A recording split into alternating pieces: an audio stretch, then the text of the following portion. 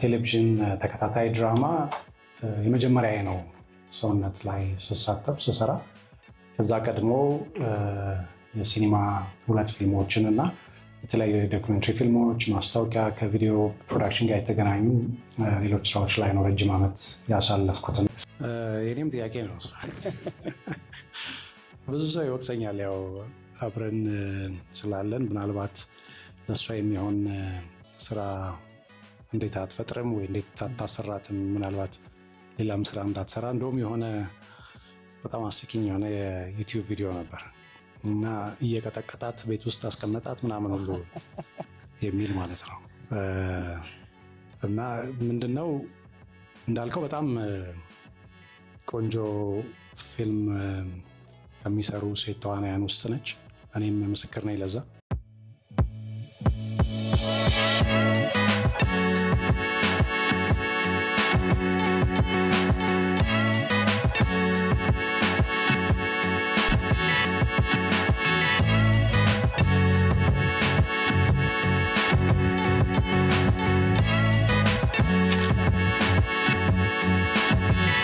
በቆይታችን እኛም እንጠይቃለን፣ ተመልካቾቻችንም በአንተ ስራዎች በአንተ ህይወት መንገድ ዙሪያ ሊያነሱ የሚፈልጉት ጥያቄ ካሉ እያነሳሱ በጋራ ቆይታ እናደርጋለን። ስለመጣ በጣም ደስ ብሎናል። በጣም እናመሰግናለን። ሰውነት እንግዲህ ትልቅ ፕሮጀክት ነው።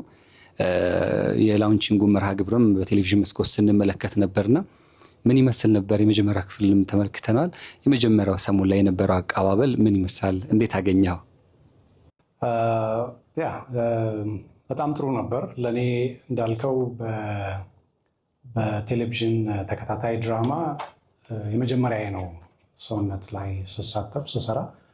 ከዛ ቀድሞ የሲኒማ 2 ፊልሞችን እና የተለያዩ ዶክመንተሪ ፊልሞች፣ ማስታወቂያ፣ ከቪዲዮ ፕሮዳክሽን ጋር የተገናኙ ሌሎች ስራዎች ላይ ነው ረጅም ዓመት ያሳለፍኩትና ሰውነትን ለመስራት አሁን አይ ቲንክ ከአንድ ወር በኋላ ወይ እንደዚህ 2 ዓመት የሚያክል እድሜን ይደፍናል እና እንደ ቴሌቪዥን ፕሮጀክት እስካሁን ከሰራኋቸው ወይም ከተሳተፍኩባቸው የስራ መስኮች ከባድ ሆኖ ነው ያገኘሁት። የሲኒማ ፊልም እንግዲህ 2 ኒሻንና ስርየትን የሰራሁት በሁለቱም ፕሮሰስ ውስጥ እንደ ቀረጻው በጣም የዚህን ያህል የተራዘመ ጊዜ የሚወስድ አልነበረም። በእርግጥ በፊቸር ፊልም የቀረጻ ስኬጁል ረጅሙን ቀናት ነው የተጠቀምኩት። ለሁለቱም 45 ቀን ያህል የቀረጻ ስኬጁል ነው የነበረኝ ለፊቸር ፊልሞቹ ነው የምልህ። ከዛ ውጭ የዝግጅት ጊዜ፣ የኤዲቲንግ እና ፊልሙን ኮምፕሊት አድርጎ ለማውጣት ከሀሳቡ ጀምሮ ፕሪፕሮዳክሽን ከጀርባ ከሚወስደው ጊዜ ጀምሮ ክሎስ ቱ እስከ ዓመት ምናምን የሚወስድ ፕሮሰስ ነው በእኔ ፊልም ስራ ሂደት ውስጥ የማጠፋው ታይም አንድን ፊልም ፕሮዲውስ ለማድረግ። በጣም ፈጥኖ ቶሎ የማምረት ነገር ላይ ብዙ ጎበዝ አይደለሁም። ጊዜ በጣም ወስዳለሁ። ይህም ስዘጋጅም እንደገና ስቀርጽም እንደገና ኤዲት ሳደርግም ጭምር በተቻለ መጠን ረጋ ባለ ፔስ ነው መስራት የለመድኩት። ሰውነትን ለመስራት አንዱም ከታሰበው ጊዜ በላይ የወሰደው ፕሮባብሊ የኔም የአሰራር መንገድ ሊሆን ይችላል እንጂ ኢኒሺያሊ ፕሮጀክቱ ሲጀመር 1 ዓመት ባልሞላ ጊዜ ውስጥ እንዲያልቅ የታሰበ ፕሮሰስ ነበር። ግን በተለያዩ ምክንያቶች በእኔም ከኔም ውጭ በሆኑ ፋክተሮች ጊዜው በተወሰነ መንገድ እየረዘመ ሄዶ ያው 2 ዓመት ሊሞላው አሁን ጥቂት ሳምንታትን የቀሩት ጊዜ ላይ ነው ያለነው። አሁን ፕሮሰሱ በጣም ብዙ የተማርኩበት ነው እንደ ፊልም ሰሪ።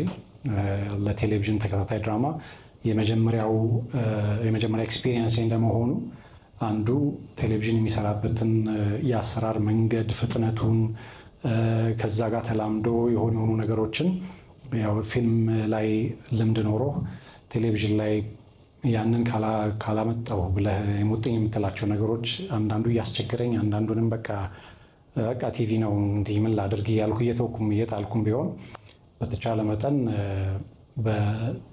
ቴሌቪዥን በሚጠይቀው ፍጥነት ልክ ሰራው ማለት ባልችልም ግን ኮምፕሮማይዝ ማድረግ የምችለውን ያህል ሌቭል ኮምፕሮማይዝ አድርጌ ነው የሰራሁት። ግን ያው ለምርቃቱ እንዳልከው ፕሮግራም ላይ በጣም ቆንጆ የነበረ ዝግጅት ነበር። በወቅቱ ፕሮግራሙን ምንድነው ፊልሙን ለማስመረቅ ሎንች ለማድረግ ያደረግነውን ዝግጅት በጣም ደስ በሚል መንገድ ተሳታፊ የነበሩ ፊልም ባለሙያዎችም ኢቨን ከርቀትም ተጋባዥ ሆነው እዛ ፕሮግራም ላይ እንዲገኙ የፈለግናቸው ሰዎች ሙሉ በጣም በሚገርም ደስታና የማበረታታት ስሜት ነው ፕሮግራሙ ላይ የተገኙትና ያ በጣም አኩርቶኛል፣ በጣም አስደስቶኛል። በጣም በጥሩ አጀማመር ነበረ የተከፈተው። ምን ያህሎቻችሁ የመጀመሪያውን ክፍል እንዳያችሁት አላውቅም፣ ግን ኤፒሶድ 1ን ሐሙስ ዕለት ለቀናል። አሁን ደግሞ ከነገ ወዲያ ሐሙስ ኤፒሶድ 2 እያለ ይቀጥላል። እስካሁን በተለቀቀውም ድራማ ዙሪያ እንደገና በነበረውም የምርቃት ፕሮግራም የምሰማው አስተያየት በጣም ደስ የሚል ነው፣ የሚያኮራ ነው። እንግዲህ ይህንን አጥፍተሃል ብሎ ደፍሮ የነገረኝ ሰው የለም። ወይ አፍሮኝም ይሁን ወይ ተሳቆልኝ አላውቅም። እስካሁን በጣም ፖዚቲቭ የሆነ ፊድባክ ነው እየሰማሁ ያለሁት። እንግዲህ እንዳንተ በፊልሙ መንገድ ብዙ ቀድመ እንደመጀመረ ቶሎ ብለ ወደ ቴሌቪዥን ድራማው አልገባህም እና ከገባ በኋላ ድገም አሰኘህ ወይስ ደግሞ ይሄ ይበቃሃል የሚል አይነት ስሜት ነው የፈጠረብህ? ቴሌቪዥን በጣም ረጅም ዓመት ስሸሸው ነበረ። ምክንያቱም ሲኒማ ላይ ያው 2 ፊልሞች ብቻ ነው የሰራሁት። በተቻለ መጠን በጣም ብዙ የፊቸር ፊልም ፕሮጀክቶችን የመስራት ፍላጎት ነበረኝ እና የዲኤስቲቪ ሰዎችም ዲኤስቲቪን ኦፕሬት ማድረግ ሲጀምሩ እዚህ አቦል ሲከፈት በጣም ብዙ ግብዣ ይመጣ ነበረ። አንድ ነገር ስራ፣ ይህን ፕሮጀክት ውሰድ የሚል ማለት ነው። ግን አይ 1-2 ፊልም ሳልሰራ ወደ ቴሌቪዥን አልመጣም የሚል የኩራት መልስ ነበረ። ለምን ሲኒማ ላይ እኔም አልጠገብኩም ነበረ በደንብ የመስራት ብዙ ኤክስፐሪመንት የማድረግ ፍላጎት ስለነበረኝ። ነገር ግን የመጀመሪያውን ፊልሜን ሰርቼ ሁለተኛውን ኒሻንን ለመስራት 6 ዓመት ያህል ጋፕ ነበረው በመሃል። ከዛ ደግሞ ይህንን ግብዣ ቆይ ፊልም ሲኒማ ሰርቼ ነው ወደ ቲቪ መመጣው እያልኩ 13 ዓመት ነገር ሊሞላኝ ሆነ እና ፕሮዳክሽን ሰራለው፣ ማስታወቂያም ዶክመንትሪም ያው አልሸሹም ዙር አሉ ነው። ኤኒዌይ ለሲኒማ የሆነ የሚመቻች እድልና ጊዜ ሲኖር እሱን መስራት እችላለሁ። ግን አይ ቲንክ አሁን መቀበል አለብኝ የሚለውን አምኜ ነው የሰውነት ፕሮጀክትን ለመስራት አክሴፕት ያደረጉት እና የሲኒማ ፕሮጀክትን ደግሜ የመስራት ወይ እዛ ላይ ብዙ ጊዜ የማጥፋት ፍላጎቴ እንደተጠበቀ ነው። ቴሌቪዥንንም የምሸሸው አይደለም። የአሰራር መንገዱ በጣም የተለያየ ነው። ሲኒማ ፊልምን ስትሰራ ከምታስብበት መንገድ ብዙ ፋክተሮች አሉ በተለየ መንገድ እንድታስብ የሚያስገድዱ። ያው ዝቅ ያለ ነው ምናምን በሚለው ሴንስ ሳይሆን ፕሮጀክቱን ኤክስኪዩት የምታደርግበት የበጀት የጊዜ ሁኔታ ከሆነ መስመር እንዳልታልፍ የሚያስገድድሃል። በተለይ በእኛ ሀገር ሲናሪዮ ነው የማወራ። አንድ ፊልም ላይ ስንት ብር ታፈሳለህ፣ ያንን በስንት እጥፍ ትመልሳለህ፣ ሳትከስር ቀጣዩን ስራ እንዲሰራልህ ለማድረግ የሚለው መሰረታዊ ጥያቄዎች ናቸው። ቀጣይ ስራህን ያለምንም ኢሹ ለመስራት እንድትችል እድሉን ለማግኘት የግድ የሰራሃቸው ነገሮች ጥቅም የሚያመጡ መሆን አለባቸው። አለበለዚያ እየከሰርክ ግድ የለም የሚቀጥለው ላይ ያልክ የማያዋጣ ነገር መግፋቱ ፌር አይሆንም። ስለዚህ 48 ክፍል ኮምፕሊት አድርገናል።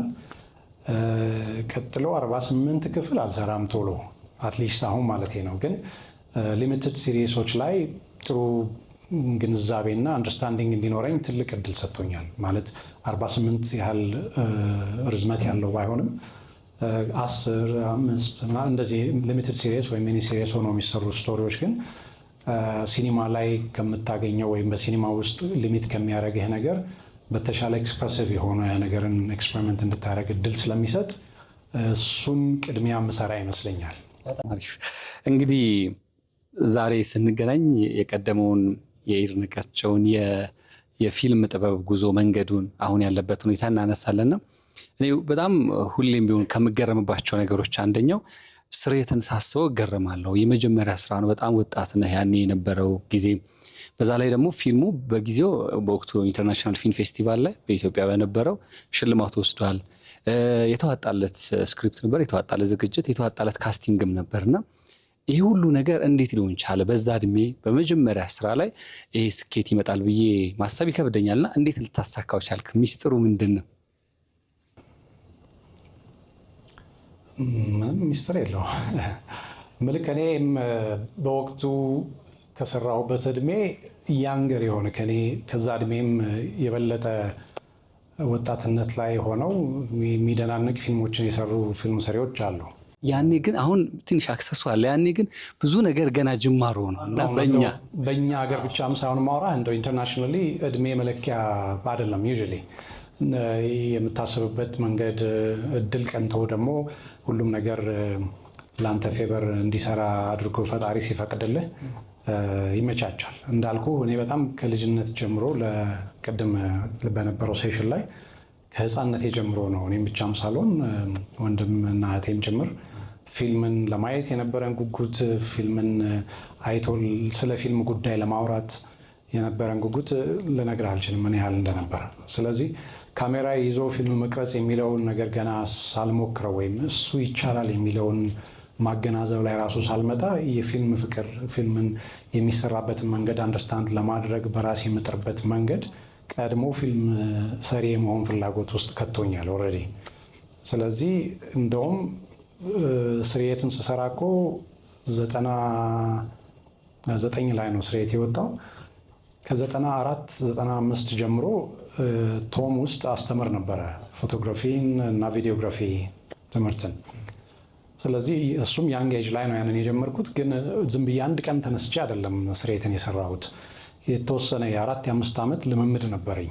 ለክላስ የማረጋቸው የፊልምን አጥንቶ ለተማሪ ስለ ፊልም ማውራት ልምምድ፣ ከዛ ከጀርባው የሚሰራበትን መንገድ አንደርስታንድ ለማድረግ የተሻለ ዝግጅት ለማድረግ በማድረገው ሂደት ውስጥ አይ ቲንክ ነገሩን አንደርስታንድ ለማድረግ ጥሩ እድልና አጋጣሚ ሰጥቶኛል።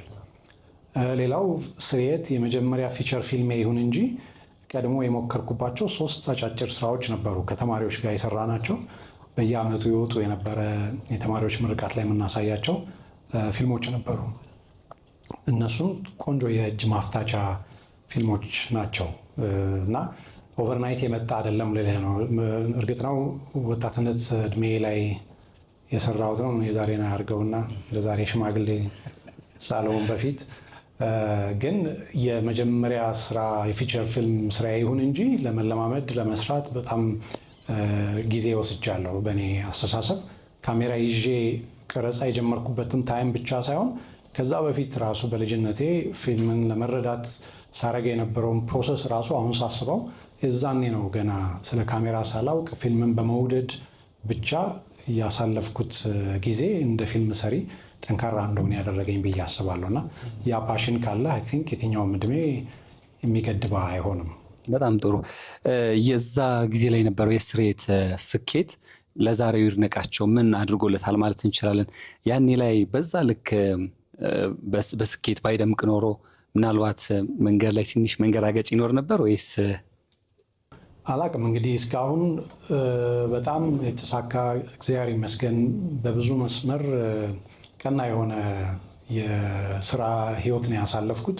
በብዙ መንገድ እግዚአብሔር የማመሰግንበት በጣም ብዙ ምክንያቶች አሉኝ እና እንዳልከው ያኛውን ተቃራኒውን ጎዳና ስላልሄድኩበት ስለሱ መናገር አልችልም። ግን ስርየት ላይ የነበረው ሰክሰስ ምንድነው ለአንተ? አዎ በቃ እንደዚህ አይነት ነገር ለካ ማድረግ እችላለሁ የሚለውን እምነት በውስጥህ እንድትፈጥር ምክንያት የሚሆን ነው እንጂ በዛ ዝናና በዛ ሰክሰስ ብቻ ሌላ ራስህን አፕዴት የምታደርግበትን መንገድ ሳትሞክር ቆመህ ልትቀር አትችልም። በጣም ይገርመኛል። እኔ አሁን የዛኔ ስርየትን ስንሰራ ወይም ከዛ ቀድሞ የነበሩትን ስራዎች ስንሰራ የነበረውን የቴክኖሎጂ አቅምና አሁን ዛሬ የምንሰራበትን የቴክኖሎጂ አቅም ወደኋላ መለስ ብዬ ሳነጻጽረው የ20 ዓመት ብቻ አይመስልም ለውጡ። ከሆነ የ100 የ200 ዓመት አድቫንስመንት ነው የሚመስለው።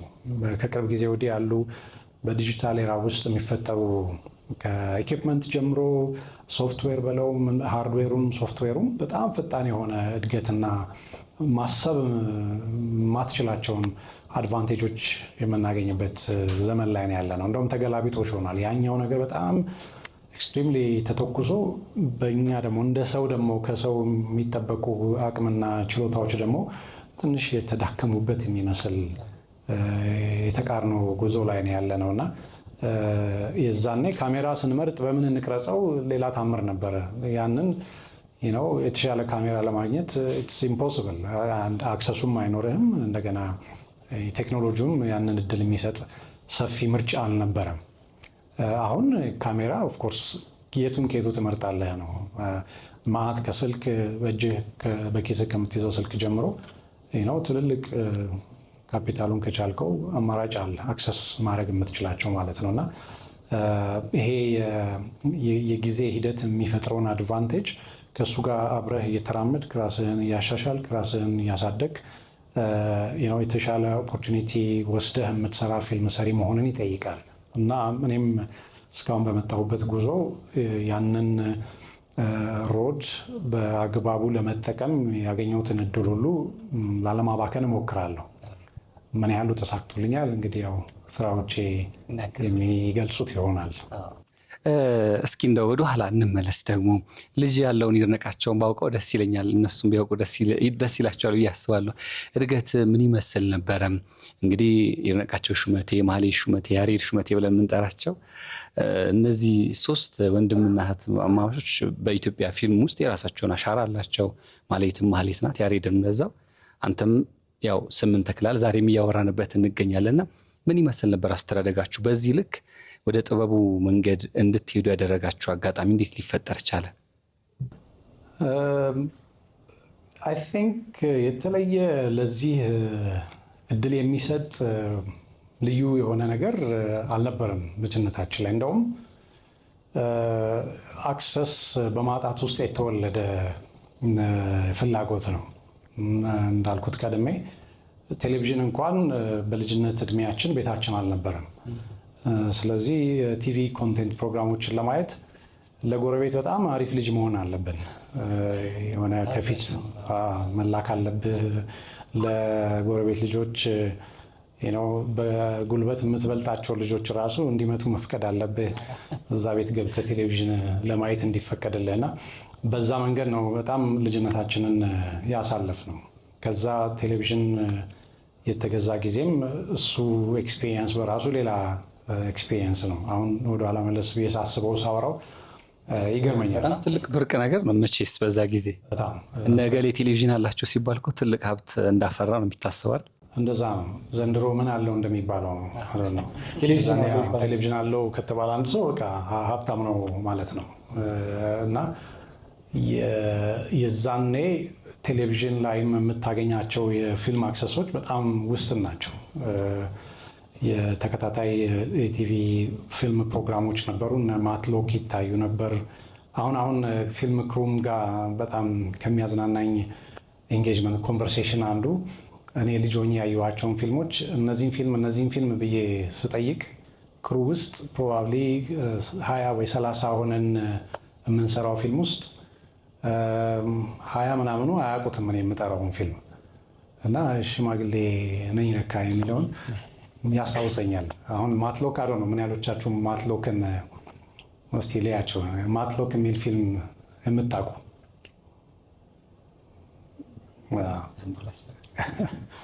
የእኔ ኩዮች ብቻ ናቸው እጃችሁን ያወጣችሁት። እነ ማትሎክ፣ ጄክ ኤንድ ፋትማን እና ደግሞ ዴሪክ የሚባል የሆነ የጀርመን አይነት አካፕልኮ እንኳን ወዲህ ነው ቀረብ ይላል። እነ ማትሎክ ኦልደር ናቸው። እነሱ ቲቪ ላይ ይታዩ የነበረበት እድሜ ላይ ነው ቴሌቪዥን ቤታችን የገባው 1980ዎቹ፣ ከዛ ደግሞ ኤርሊ 90s ማለት ነው። እና በቃ እነሱን ለማየት የነበረን ጉጉት ሰማሃው የምንሰጠው የነበረው አቴንሽን ምናምን ሌላ ነበረ። ከዛ ደግሞ ፊልምን መርጠህ ተከራይተህ ማየት የሚለው ነገር እሱ ሌላ ለግዠሪ ነው ለኛ። እሱን ደግሞ ዘመዶቻችን ዴክ ያላቸው ዘመዶቻችን ቅዳሜ እሑድ ትምህርት በማይኖር ጊዜ በቃ እናታችን ጨቅጭቀን እነ ከሌ ጋር እንሂድ ምናምን ብለን ለምነን እግር ስመን ምናምን በቃ ሂዱ እንባላለን።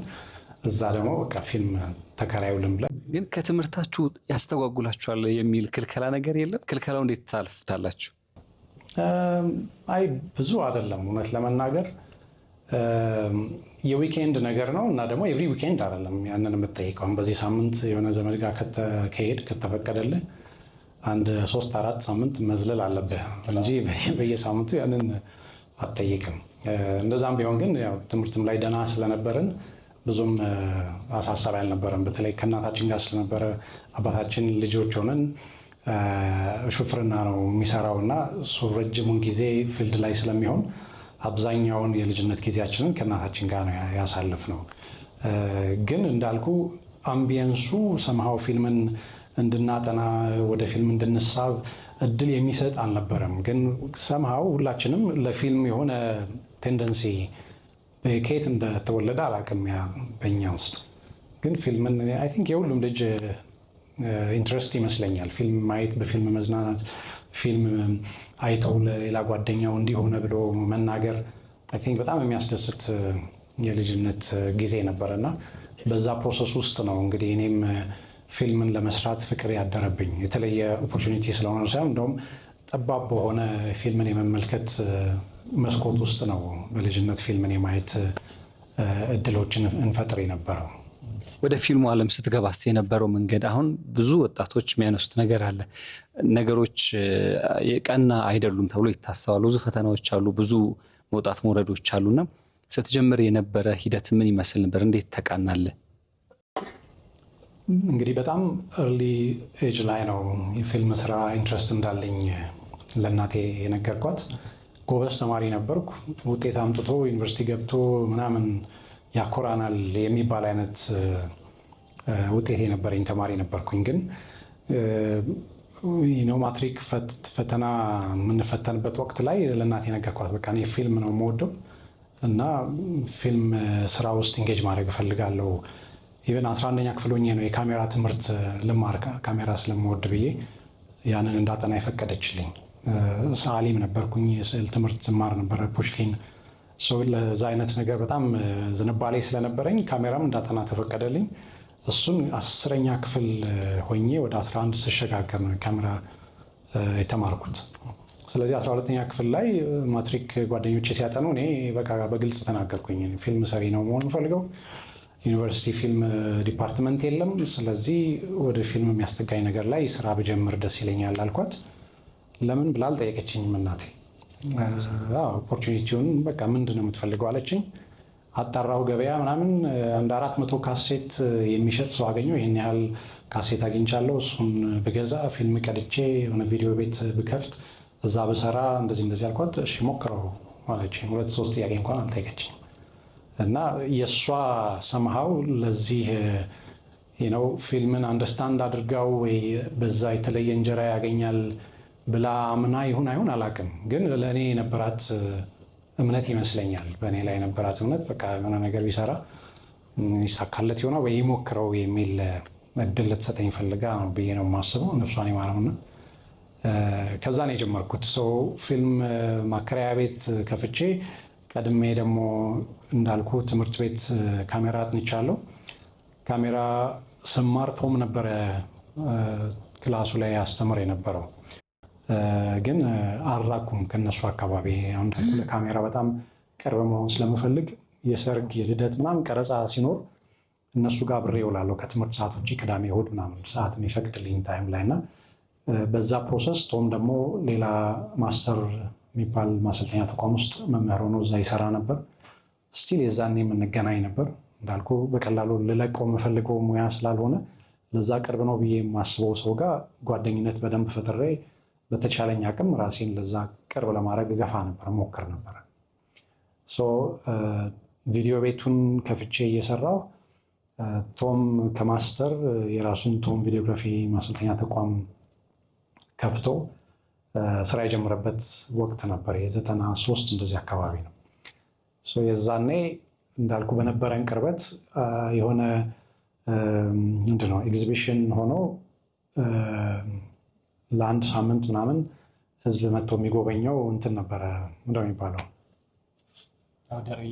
እንደ አውደሪ ሆኖ በቃ ኦፕን ነው። የሙያ ስልጠና የሚሰጡ ትምህርት ቤቶች የሚሰጡትን ስልጠና ለሚመጣ ለሚጎበኝ ሰው ያስተዋውቃሉ። እዛ የሚመዘገብ ካለ ይመዘገባል ምናምን እና እዛ ሴሽን ላይ አብሬ አንድ ሳምንት ቆየሁ። እንደዚህ አይነት ነገር እናስተምራለን እንደዚህ ነው ምናምን እያልኩ ትምህርት ቤቱን ወክዬ ማለት ነው ገብቼ ለዛ ክላስ ወስጄ አልነበረም፣ ያው ቀድሞ የተማርኩት ሴሽን እንጂ በኋላ ከቶም ጋር ስናወራ ለምን ትሬኒንግ አትወስድም? መጽሐፍ ፍላጎት ካለ እዚህ እኛ ጋር መጀመር ትችላለህ አለኝ።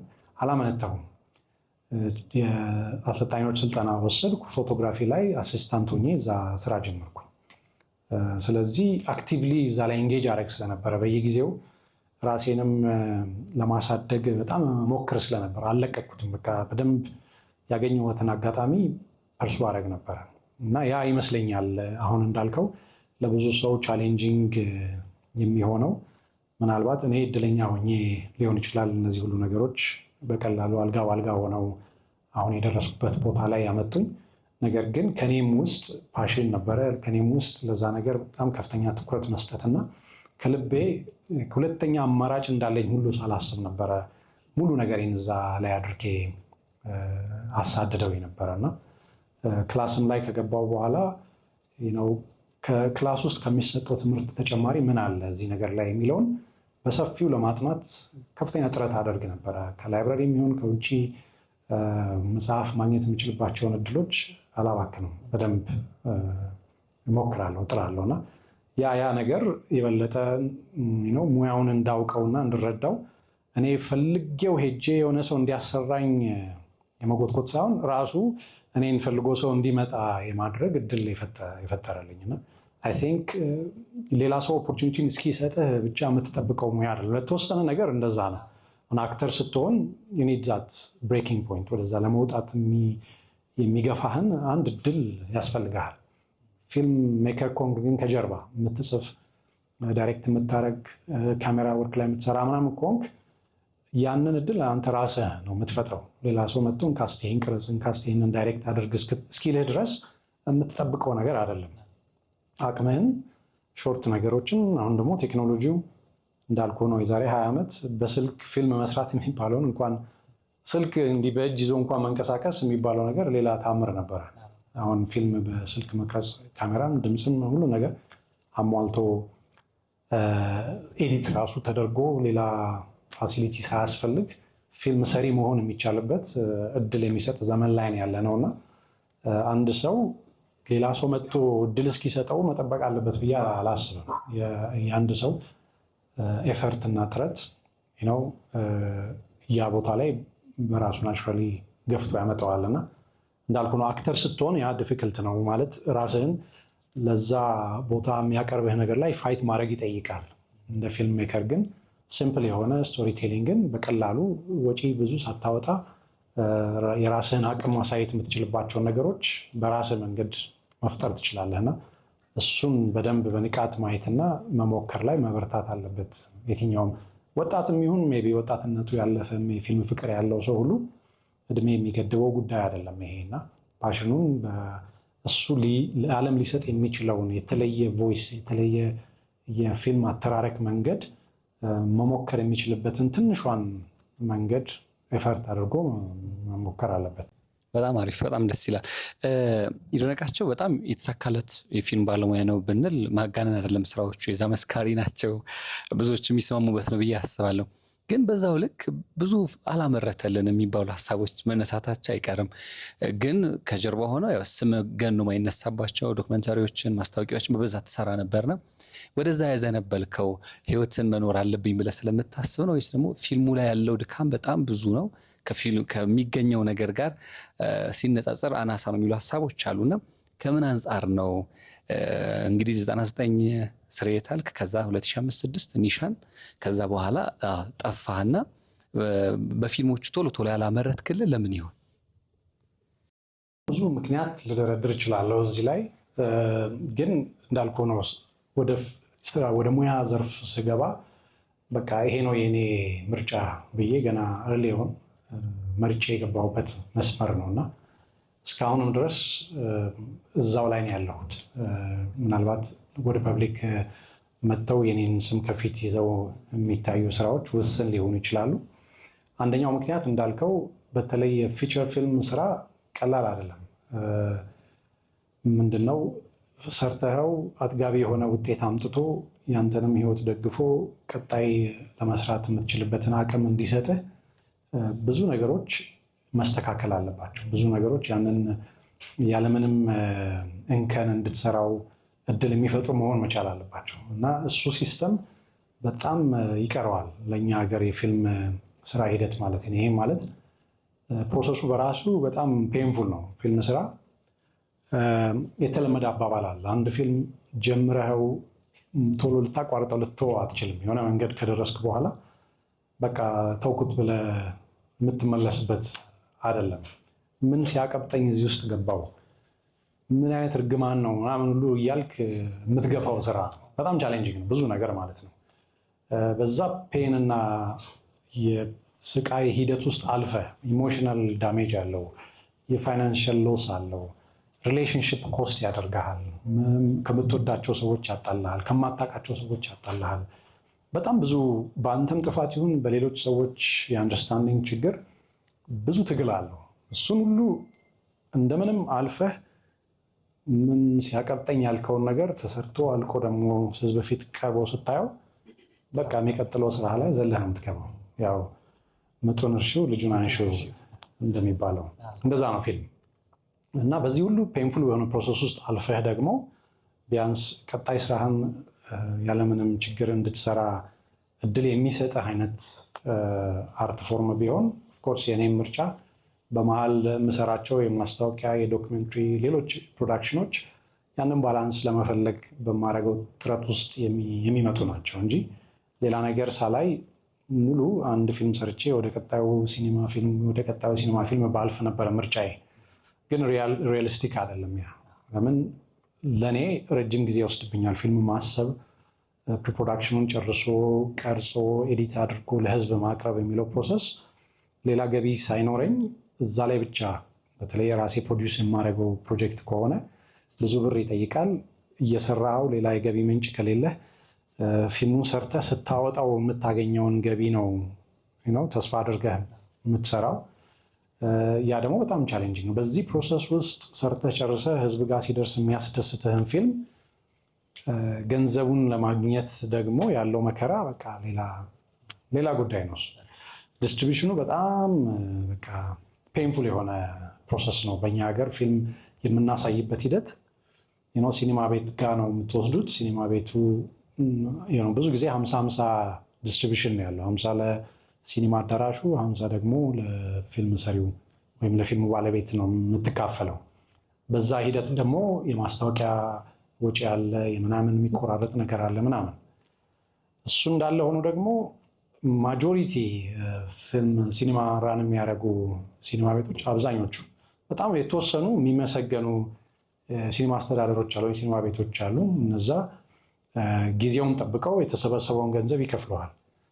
አብዛኞቹ ግን ስንት ደጅ ጠንተ፣ ስንት ለምነ፣ ስንት በቃ አምቧጓሮ ፈጥረ ግን አሁን እኔ 1-3-4 ሲኒማ ቤቶች ሳይከፍሉን የለመንን አሁን የት እንዳሉ ማናቃቸው የተዘጉ አሉ። አንዳንዶቹንም በቃ ደክሞን የተውናቸዋሉ።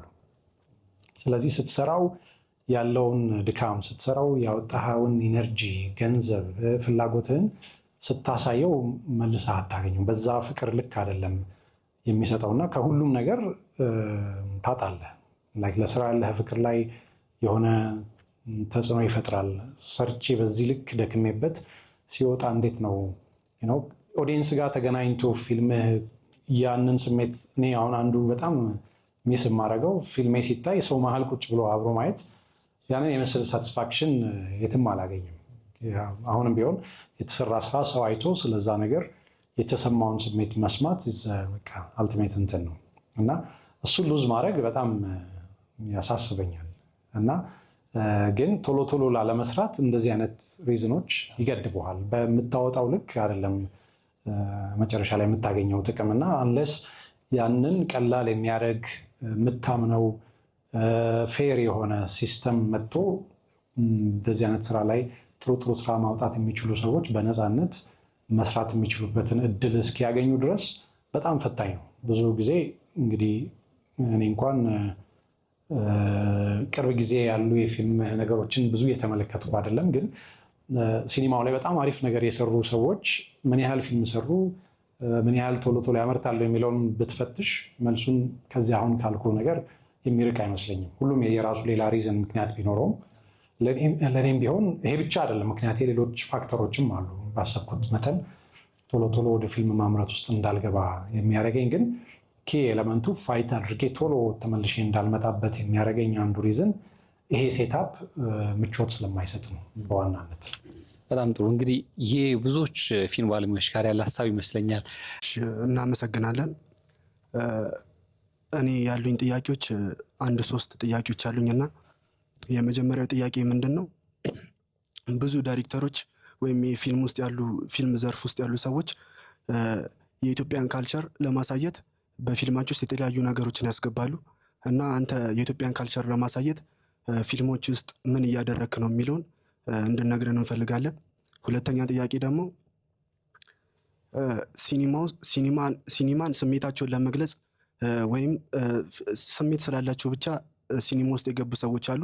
አንዳንዶቹ ደግሞ ላይክ እንደ ቢዝነስ ወይም መኒ ሜክ ለማድረግ የሚገቡ ሰዎች አሉ እና ብዙ ጊዜ አሁን ስታወራም ከሰማዎች ውስጥ ስለ አብዛኛውን ጊዜ ገንዘብ እንደሚያስፈልግና ብዙ ገንዘብ እንዳወጣህበትም እና ሲኒማውን ከቢዝነስ ጋር እያገናኘው ስታወራ ስለሰማው ነው። እና አንተ ለየትኛው ነው ስሜትን ለመግለጽ ነው ወይስ ሲኒማውን መኒ ሜክ ለማድረግ ነው የገባበት የሚለውን እንድትመልስልን እንፈልጋለን። ሁለተኛ ደግሞ አንተ እዚህ ፊልም ውስጥ የፊልም ዘርፍ ውስጥ ለመግባት ያየው ውጣ ውረድ አለ እና ልክ እንደኛ አይነቱ ወጣት እንደዚህ አይነት ቻንሶችን ያላገኙ ሰዎች አሉ ብዙ ተሰጥኦ ኖራቸው እና ሌሎች ዳይሬክተሮች እና ሲኒማቶግራፈሮች ወይም ፊልም ሜከሮች ታዳጊዎችን የተለያዩ ቦታዎች ላይ እየተጠቀሙ እናያለን። ለምሳሌ ሰሞኑን ፍቅር እስከ መቃብርን ዳይሬክት ሲያደርገው አብዛኞቹ አክተሮችም ሌላም ዘርፍ ውስጥ ታዳጊዎች ተጠቅሟል እና አንተስ ለታዳጊው ምን እያደረክ ነው የሚለውን እንድነግረን እንፈልጋለን። ሁለተኛው ደግሞ ፊልም አርት እንደመሆኑ መጠን አራተኛው ደግሞ ፊልም አርት እንደመሆኑ መጠን ለአንተ አርት ምንድን ነው የሚለውን ብነግረን በጣም ደስ ይለኛል። አመሰግናለሁ።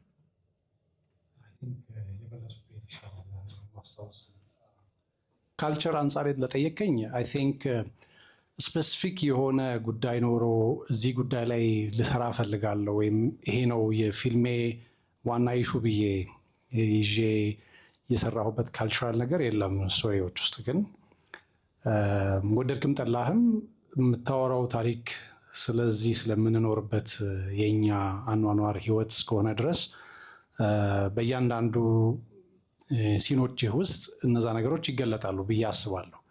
እንግዲህ ካልቸር ስትል የትኛውን አይነት ነገር ነው የሚለውን ስፔሲፊክ ስላላደረገው ይህንን መልስ ሜቢ ምንድነው አሁን እኔ የሰራኋቸውን ስራዎች አይተህ እነዚህ ስራዎች ላይ ከኛ አኗኗር የባህል አስተሳሰብ ይርቃሉ፣ ለምን እንደዚህ አድርገህ ሰራህ የሚል ጥያቄ ቢሆን ሞር ይሻል ነበር። አለበለዚያ ሰዎች ሲመገቡ እኛ በምንበላበት ቤቴ እኔ ስበላ ባደግኩበት ወይም ጎረቤታችን ሁሉም ሰው በሚያደርገው መንገድ ነው ፊልሜ ውስጥ ያሉትን ካራክተሮች የሚመገቡት፣ የሚያወሩት፣ የሚነጋገሩት።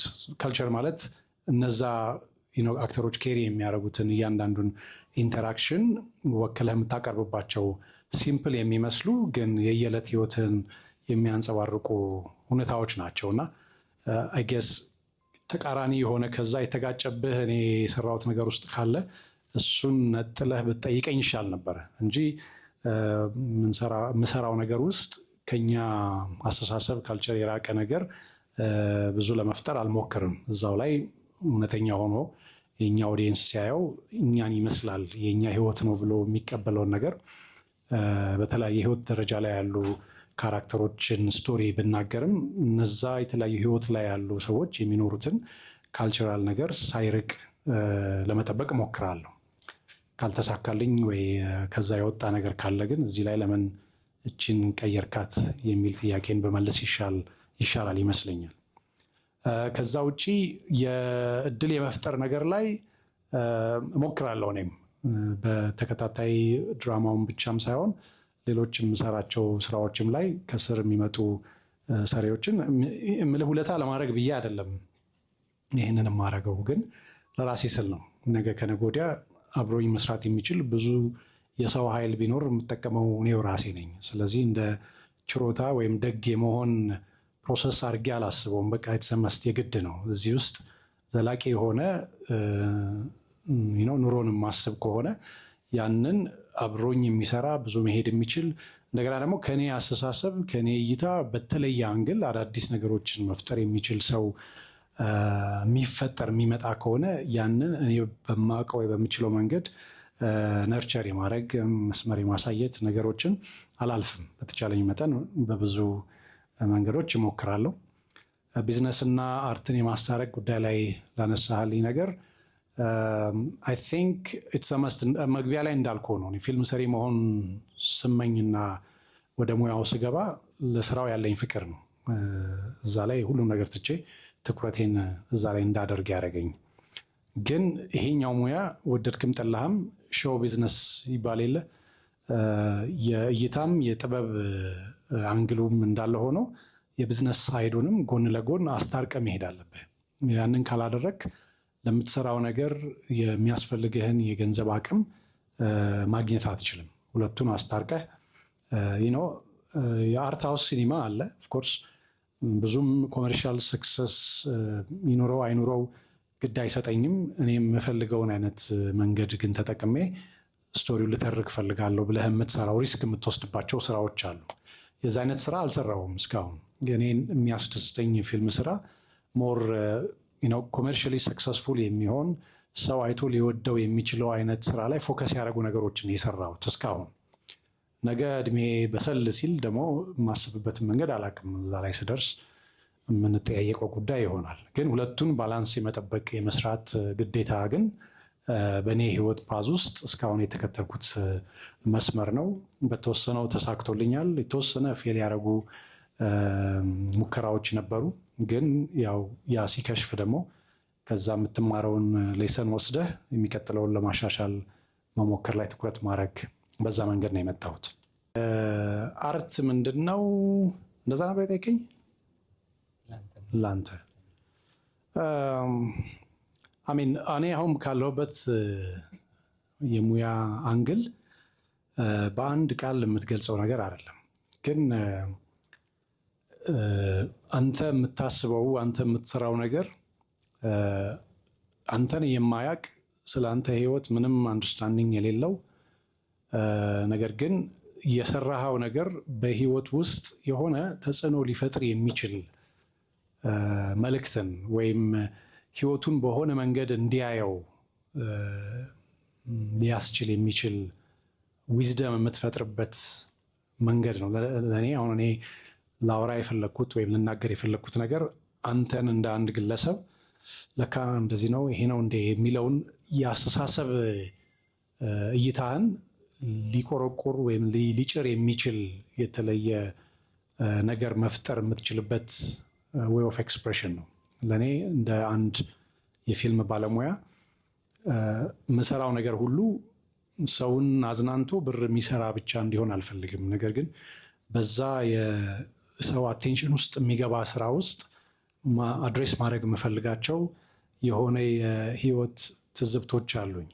እነዛን ጉዳዮች የሚመለከተው ሰው ነክቶት ለዛ ሪስፖንድ የሚያደርግበትን መንገድ ማየት ነው በእኔ የስራ ሂደት ውስጥ አንዱ አርት ፎርሙን ወይም የምሰራበትን ሙያ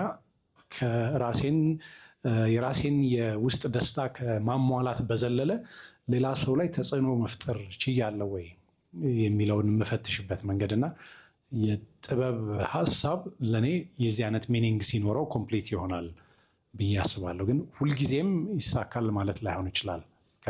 ከነዛ የተሳኩ ሙከራዎችህ የምትወስዳቸው ትምህርቶችና የምታሻሽላቸው ይኖራሉ። ታርጌቱን ደግሞ ሲመታልህ ሳቲስፋክሽኑ የዛውን ያህል ይሆናል ማለት ነው። ይሄ የኢትዮጵያ ፊልም ኢትዮጵያ እንዳላት ታሪክ ብዙ አልተሰራበትም። ብዙ ጊዜ የሚቀርበው ምንድን ነው?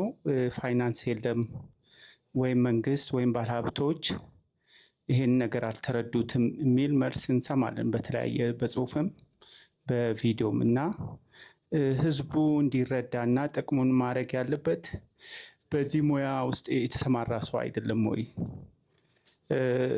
ኢቭን አሁን ይመስለኛል የዚህ ፊልም ኃላፊው ከፊልሙ ወጣ ያሉ ነገሮች ካልሆነ በስተቀር ፖለቲካል ነክ እጅ ፊልሙ ቢጠቅም ነገር ላይ ሲሳተፍ አናይምና ዘራይ ፐርሰን ትክክለኛው ሰው ትክክለኛው ቦታ መመደብም ይሄ ፊልም አድጎ የኢትዮጵያን ታሪክ በትልቅ ደረጃ ማሳየት የምንችልበት ደረጃ እንደርሳለን ብዬ እጠብቃለሁ።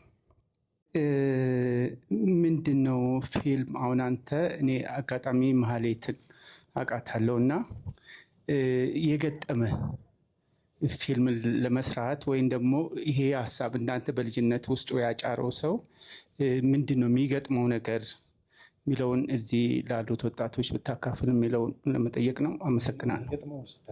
ማለት ችግሩ ማለት በፊልም ስራ ውስጥ በምን አይነት ሁኔታ ነው ዝግጁ ሆኖ መቅረብ ያለበት ወይም የአእምሮ ዝግጁነት ግልጽ ነው? እሰማለሁ። ቴንክ ዩ ሶ መች በድጋሚ ስላየው ደስ ብሎኛል። ሁለት ጥያቄዎች አሉኝ። ቤዚክሊ የመጀመሪያው ጥያቄ አንድ አብዛኛው ሰው እዚህ ያለው ሰው ፊልም ሜኪንግ ላይ ኢንትረስት ያለው ሰው ይመስለኛል። ስፔሻሊ ያንጌጅ ላይ ያለ ሰው ነው አብዛኛው ሰው እና አንተ ያንጌጅ ላይ ሆነ ፊልም ሜክ እንዳረገ ሰው የመጀመሪያ ፊልሙን አሁን ዳይሬክት ማድረግ ኢንትረስት ላለው ሰው የምትሰጠው ቤስት አድቫይስ ምንድን ነው? የመጀመሪያ ፊልሙን ዳይሬክት ሊያደርግ ኦልሬዲ ቪዥኑ ላለው ሰው ወይ ደግሞ ሴት ለማዘጋጀት እያለ ላለ ሰው የምትሰጠው ቤስት አድቫይስ ምንድን ነው? ጀነራሊ ደግሞ ሁለተኛ ጥያቄ ዋትስ ዩር ቤስት አድቫይስ ዩ ኤርን ኦር ሪሲቭድ አስ አ ፊልም ሜከር ምንድን ነው? ሁለቱም ብትመልስልን ደስ ይለኛል። ቴንክ ዩ አክቹዋሊ እጅ ያላወጣሁትኝ እኔ በተደጋጋሚ ስለምንገናኝ የግል ጥያቄዎችን በግል ስለምጠይቅህ ነው እና ደግሞ አብሮም የሰራ ሰው እንደመሆኔ መጠን የተወሰነ ነገሮች ሼር ብታደረግ ለኦዲየንሱም ለእኔም ከግሩፑ ጋር ጥሩ ነው ብዬ ስላሰብኩኝ ነው። ሁለት ነገር ነው ማነሳው። አንደኛው ጠዋትም ስናወራ እኔ መንቻካ ነኝ እንደምታውቀው ስራዬን ከያዝኩኝ አሁንም እዛ ላይ ስለሆንኩ ነው የሚል ነገር እያወራኝ ነበርና ዋትስ ደ ፊሎሶፊ ቢሃይንድ አንዳንዴ የሆነ ስራ እንሰራና የድረስ የምናደርግበት አጋጣሚ አለ ወይ ደግሞ በጣም በቃ እዚህ ድረስ ነው የሚሄደው ብሎ የሆነ ሰው የሚወስንበት መጠን አለ። አንተ ግን ቱ ፐርፌክሽን እንዲሄድ የምትፈልጋቸው ነገሮች አሉና ምን አይነት ፍልስፍና ብትይዝ ነው ከኋላ በቃ እኔ እንደ ሰው ይሄን ያህል ሰርቻለሁ በቃ የሚል በቃ እዚህ ድረስ ይበቃኛል የምንልበት አጋጣሚዎች ስላሉ ማለት ነው ስራ ላይ ምንድነው ድራይቭ የሚያደርግህ የሚለውን ነገር ቱ ፐርፌክሽን ለመሄድ እሱን አትሊስት ሼር ብታደርገን ብዙ የሚጠቅመን ይመስለኛል። በሁለተኛ ደረጃ ስራዎች ላይ እንደዚሁ ስንሰራ ስንሳተፍ ሰውነት ላይ በጣም ላኪ ሆኜ ከአንተ ጋር ሰርቻለሁ፣ ደስ ይለኛል ሁሌም። አክተር ማኔጅመንት እና ኢቨን ደ ክሩ ማኔጅመንት በጣም የሚለይ ነው። ምናልባት እዚህ ያሉ ሰዎች አይተውት ምናምን እንዴት ነው ይሄ ሁሉ ጥንካሬ የመጣው የሚለውን ነገር ለመግለጽ የምችሉበት ወይም የምንችልበት እድል ስለሌለ ማለት ነውና እሱ ላይም ያለህን ፍልስፍና ባቀው ደስ ይለኛል። እንሞክራለን የሆነ በአንድም በሌላ መንገድ ስራዎች ስንሰራ ከሚኖረን ቲም ጋር በጣም ሄልዚ የሆነ አታችመንት እንዲኖረን ምናምን ብለን እንሞክራለን እንሰራለን። ግን መሀል ላይ ስሩ በጣም ብዙ እንትኖች ፌድ አፕ እናደርግና እስከ መጋጨት ሊደረስ ይችላል፣ እስከ መኮራረፍ ሊደረስ ይችላል ምናምን። አንተ ጋር ስንመጣ ግን ኢቭን ገና ያው ተርናችንን እየጠበቅን ስንመጣ ስለነበረ እኔ የሚሰማኝንም ነው በዚህ አጋጣሚ እንደው ምስክርም ከሆነ ለመንገር ያህል በቃ ኢቭን ዩር ሃግ ሜዲሲን ነው የሚባለውን ነገር ሃግ ሜዲሲን ነው የሚባለውን ነገር ሴንስ ያደረኩት ባንተ ነውና ገና አይተህን ሁላችንም ሰላም ብለህን አቅፈን እንኳን ደህና መጣችሁ ምናምን ስትለን እዛው ነው እኔ ደከመኝ ምናምን ስሜቴ ጥፍት ብሎ ወደ ኤነርጂ የምመለሰውና ከዛ ጀምሮ ነው የዳይሬክተር ሪስፖንሲቢሊቲ አንድ ክሩ ዳይሬክተሩን ይመስላል የሚባለውን ነገር በጣም ያየሁትኝ እዚህ ስራ ላይ ነውና እሱ ላይም ያለህን ሐሳብ ሼር ብታረገው እዚህ ላሉ የፊልም አፍቃሪያን ወይም ለመስራት ፍላጎት ያላቸው ልጆች በጣም ግብአት ነው ብዬ አስባለሁኝና ሁለቱ ላይ ሼር ብታረገን ቴንክ ዩ። እኔም በጣም እድለኛ እንደሆንኩ ይሰማኛል። በተለይ ይሄኛው ስራ እንዳልኩት ኦልሞስት አሁን 2 ዓመት ሊሞላው ጥቂት ሳምንታት የቀረው ስራ ነው እና የዚህን ያህል ጊዜ ከተመሳሳይ ሰዎች ጋር በአንድ በተገደበ ስፔስ ውስጥ መኖር በሉት እንደ ቤተሰብ ነው ስንኖር የነበረው እና መሰለቻቸት ወይ መጠላላት ወይም መጠላለፍ እንደዚህ አይነት የስሜት እንትኖች ሳይኖሩ ስራውን ኮምፕሊት አድርገን መውጣት በጣም የሚያስደስት ነገር ነው። እምልህ እዚህም እዛም የተወሰኑ ነገሮች ሀፕን ሊያደርጉ ይችሉ ይሆናል። ግን እኔ ምንድነው ስራዬን ለመጨረስ ወይ ለዛ ካልኩሌት አድርጌ የአክት የማደርግበት መንገድ ነው ብዬ አላስብም። አይ ሚን ለእኔ አዶ ነው ምልህ እስናት ከምሰራው ሙያ ጋር በተገናኘ የፈጠርኩት ካራክተር ነው ብዬ አላስብም። እንደዛ ነው ሌላም ህይወቴ ውስጥ አክት ማድረገው እና ሪሊ ደስ ብሎኝ ነው። በሀሳብ ልዩነት ያለውን ሰው እንኳን በተለየ መንገድ ለማየት አልችልም። አይ ቲንክ የተፈጥሮ ሁኔታ ይመስለኛል እና እንዳልከው ኦልሞስት ሙሉ ስራውን ስንሰራ እንዲህ ፊት ለፊት ኮንፍሮንት የመደራረግ ነገር ሀፕን አላደረገም። ሙሉን ከክሩም ሳይድ ከአክተሮችም ሳይድ እና ሜይ ቢ ትዕግስተኛ ነኝ መሰለኝ። ብዙ የሚያበሳጩ ወይም የሚያናድዱ ነገሮችን ቢፈጠሩ ቶሎ አልበሳጭም። ይሄ እንግዲህ የተፈጥሮ አጥንቼ ያመጣሁት ነገር አለ ወይም ፊሎሶፊ ኑሮኝ ከጀርባ በዚህ መልኩል በመራው ያዋጣኛል ብዬ መርጬ የማደርገው ነገር አይደለም። ግን ሀፕንድ ያ ነገር ካራክተር የሆነው እንደ ድል የተሰጠኝ ነገር ስለሆነ እና ግን መድኃኒትነቱ ለእኔም ጭምር ነው። እውነት የሚሰሩ ሰዎች ወይ አብረን የምንሰራ ሰዎች ጋር ያለኝ ግንኙነት በጣም የሚያስደስተኝ ነው። ለእኔም ሂል የሚያደርገኝ ነው። የሚያናድድ የሚያበሳጭ ነገር ሀፕን ቢያደርግም ያንን ተሳስቀ ተተራርበህም የምታልፈው ሲሆን በቃ ትረሳዋለህ። ምንም ከአንተ ጋር ተሻግሮ የሚሄድ ነገር አይኖርም እና ያ ነገር በተለየ ጥናት ያመጣሁት አይደለም። ቲንክ እግዚአብሔር ፈቅዶ በዚህ መንገድ አክት እንዳደርግ ስላደለኝ ነው ብዬ ነው የማልፈው። ከዝግጅትም ጋር በተገናኘ እንዳልከው ነው። ፐርፌክሽን ለማለት ይከብዳል። ምክንያቱም ፐርፌክት አድርጎ ለማውጣት ኢትስ ኢምፖሲብል። ብዙ ነገሮችን አንዳንዴ ይሁን ብዬ በቃ ከዚህ በላይ ከባድ ነው ይህንን መግፋት የማልፋቸው ነገሮች አሉ። እሱን ማስተናገድ ሩም የሚፈልግ ይመስለኛል። ከብዙ ነገር አንጻር የሆነ ገደብ ያለው የሙያ እንትን ላይ ስለሆነን ያለ ነው በጣም በብዙ ምክንያት እንጂ እኔ በጭንቅላቴ ውስጥ የምስለውን ነገር የመፍጠርና ፐርፌክሽን ድረስ የማምጣት ፖሲቢሊቲ ቢኖር እንደዚህ አልነበሩም ስራዎች። ይህ ነው የጻፍኩትን ለምሳሌ ብታየው ስትጽፍ ቀላል አይደል? ሀሳብህን በደንብ በጽሁፍ በቃላት ውስጥ ልትገልጸው ልታመጣው ትችላለህ። ኤክስኪዩት ስታደረገው ነው። ያንን ወደ ተግባር ስትቀይረው ግን ባሰብከው በጻፍከው መንገድ መለወጥ ይችላል ወይ?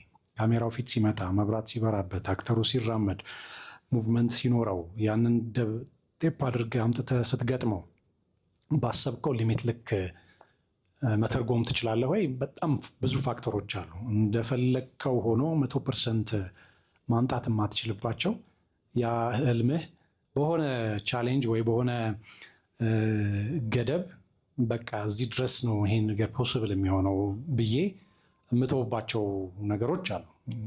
ይሄ አይ ቲንክ ሁላችሁም የሚያጋጥማችሁ ነገር ስለሆነ ፐርፌክሽን እስኪመጣ ድረስ አጠብቁ ለማለት አይደለም። ግን መሳካት የሚችልና የማይችለውንም ገምግሞ ቶሎ ውሳኔ መውሰድም ኢምፖርታንት ነው፣ አስፈላጊ ነው። ያንን ግምገማ ራሳችሁ ላይ መውሰድና ቶሎ ውሳኔ መስጠት ካልቻላችሁ ወደ ቀጣዩ አክሽን ለመግባት ትቸገራላችሁ። አሁን እኔም በእኔ ህልም ኮምፕሮማይዝ ያደረኳቸው ነገሮች አሉ። አርቲስቲክሊ ይሄን ነው የምፈልገው ብዬ ስዬ፣ ነገር ግን ያ ነገር እንደፈለግኩት 100% እንደማይመጣ እያወቅኩኝ፣ ነገር ግን ሁኔታው በሰጠኝ እድል አጋጣሚው ወይ ቦታው ላይ ማግኘት በምችለው ነገር ቶሎ አዳፕት አድርጌ የተሻለውን ነገር ለመስራት እሞክራለሁ። በዛ ሁኔታ ማለት ነው። እሱን አዳፕታቢሊቲ ይጠይቃል። እድሉ ኖሮ ገንዘቡ ኖሮ ደግሞ መስራት እስኪመጣ ድረስ ጊዜ መጠበቅ ምናምን ነገር ቢኖር እሱን አይ ቲንክ ፐርሱ ማድረግ የግድ ይሆናል። አንዳንዴ ግን በጊዜ በገንዘብ የተገደበ ነገር ላይ ስትሆኑ መግፋት የምትችሉበት ሌቭል ወይም መጠን ውስን ይሆንና ከዛ ስናልፍ በቃ አይሆንም፣ ስለዚህ በዚህ ብቻ ላሳካው ወደሚለው ሴትል የማድረግ ግዴታ ውስጥ እንገባለን። ግን እሱንም ቢሆን በተቻለው መጠን የተሻለ ሆኖ እንዲወጣ መግፋት ይጠይቃል እና እሱ አሁን ይሄ ስራ እንዳልኳቸው ነው በአመት ውስጥ የመጨረስ ፕላን ነበረ። በፕሮሰስ ውስጥ አንዱ ሪዝን ምንድነው ስቶሪ ናሬቲቭን የመቀየር ፍላጎት ነው ትንሽ ጊዜ የወሰደው። 2 ሲዝን ሹት አደረግን። 3 እና 4 ሲዝን ተጽፈው ሲመጡ 1 እና 2 ላይ በተጻፈበት መንገድ እንዳሰብ ነው ወይ እኔ እንደ ዳይሬክተር ይሄድበታል ብዬ ባሰብኩት ርቀት አልነበረም ኤክስኪዩሽኑ የሄደው እና እሱን ነገር ከጸሐፊዎቹ ጋር ድጋሚ ቁጭ ብዬ ማውራት ፈለግኩኝ። እንደገና ሪቫይዝ ብናደርገው ይህንን በተለየ መንገድ ብንሰራው እና እንደ እድል ሆነው ፕሮዲውሰሩም ያንን ፋሲሊቴት ለማድረግ ገንዘብ ኮስት ቢያደርገውም ጊዜ መርዘሙ ፕሮጀክቱን በጊዜ አላጠናቀቀም የሚል ወቀሳ ቢያመጣበትም ግን እኔ ለታየኝና ማስተካከል ለፈለግኩት ነገር እድል ፈጠረ። ስለዚህ ኮስት አድርጎትም ጊዜ ፈጅቶም ወደ 4 ወር 5 ወር ያህል በመሃል ብሬክ አድርገን የጽሁፉ አካሄድ ላይ ለውጥ ለማምጣት ያንን አይነት ታይም ወሰድኩ እንጂ በጊዜ ልጨርስ ጊዜን ይህንን እዚህ ላይ አጠናቅቄ ወደሚቀጥለው ልለፍ የሚለውን ቅድሚያ የመስጠት ነገር ውስጥ በሆን ያ እርጀንሲ ነበረኝ። እውነት ለመናገር ቶሎ ቶሎ ሰርቼ ቤተሰብ አስተዳድራለሁ። በሆነ ኤክስተንት እንደ ድሮ እንደ ወጣትነቴ እንደ ልጅነቴ የፈለግኩትን ነገር ሰርቼ ገንዘብ ባመጣም የፈለገውን ያህል ጊዜ መቆየት እችላለሁ እዚህ ላይ የሚል ውሳኔ አሁን መወሰን አልችልም። ምክንያቱም ያ ውሳኔ ቤተሰቤን አፌክት ያደርጋል። መመራውን ቤተሰብ ፕሮቫይድ ማድረግ አለብኝ እንደ ባል እንደ አባት ማለት ነው። ስለዚህ ሪስክ የምወስድበት ሌቭል እንደ ድሮ አይሆንም። እንደዛም ሆኖ ግን ኮምፕሮማይዝ ለማድረግ በቃ እዚህ ጋር ይብቃና አልተቻለም ወደዚህ ልሂድ የሚለውን ሩም እንኳን ለመቀበል በሆነ መጠን አክሴፕት የማደርገው መሆን አለበት። ስለዚህ እሷን እስካላገኘው ድረስ የሆነን ነገር በቃ ይለፍ ማለት ባህሪ የለኝም እና ለሱ ስትራይቭ አደርጋለሁ። አይ ቲንክ ሁላችሁም ያው የወጣት ፊልም ሰሪዎች እንደመሆናችሁ 3 ሰው ነው ማትሎክን አየው ያለኝ። ስለዚህ አብዛኞቻችሁ ገና የፊልም ጉዟችሁን እየጀመራችሁ ወይም ጥቂት ጊዜ ብቻ ያስቆጠራችሁ ትመስሉኛላችሁና የምትፈልጉትን ነገር በእናንተ ውስጥ ያለውን ነገር እናንተን እስኪያስደስት ድረስ ፑሽ ማድረግ ነው በጣም ወሳኙ ነገር። ሌላ ሰው ያስደስታል ወይም ለሌላ ሰው ይሰራል አይሰራም የሚለውን የማስታረቅ ስራ ሪስክ የምትወስዱበት ባይሆን ጥሩ ነው የኔ ምክር። ቅድምም ረሳሁት ያንተን ስም ነባ። በጣም ቆንጆ ፊልም ሰርቶ የተማሪ አሸናፊ ነበር። ማማፒ እዚህ ስለተገኘ አንተም ጥያቄህም ሞሮፍ እንደ ወጣት ፊልም ሰሪ ምን ላይ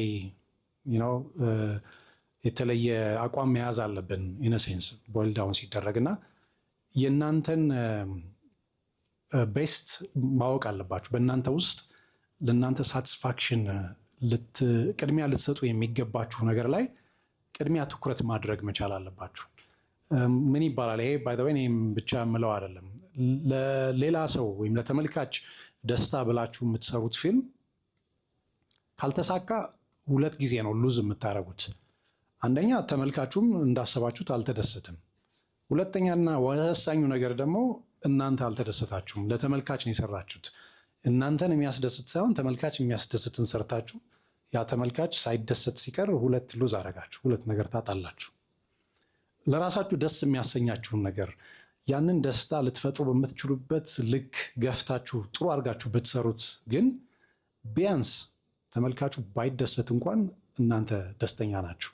ያንን የትም ቦታ ተሸክማችሁት ይሄ እኔ ስራ ነው የምትሉት የምትኮሩበት አውትፑት ይኖራል፣ ውጤት ይኖረዋል እና እሱ ላይ ኮምፕሮማይዝ ብዙ ባታደርጉ ነው የኔ ምክር።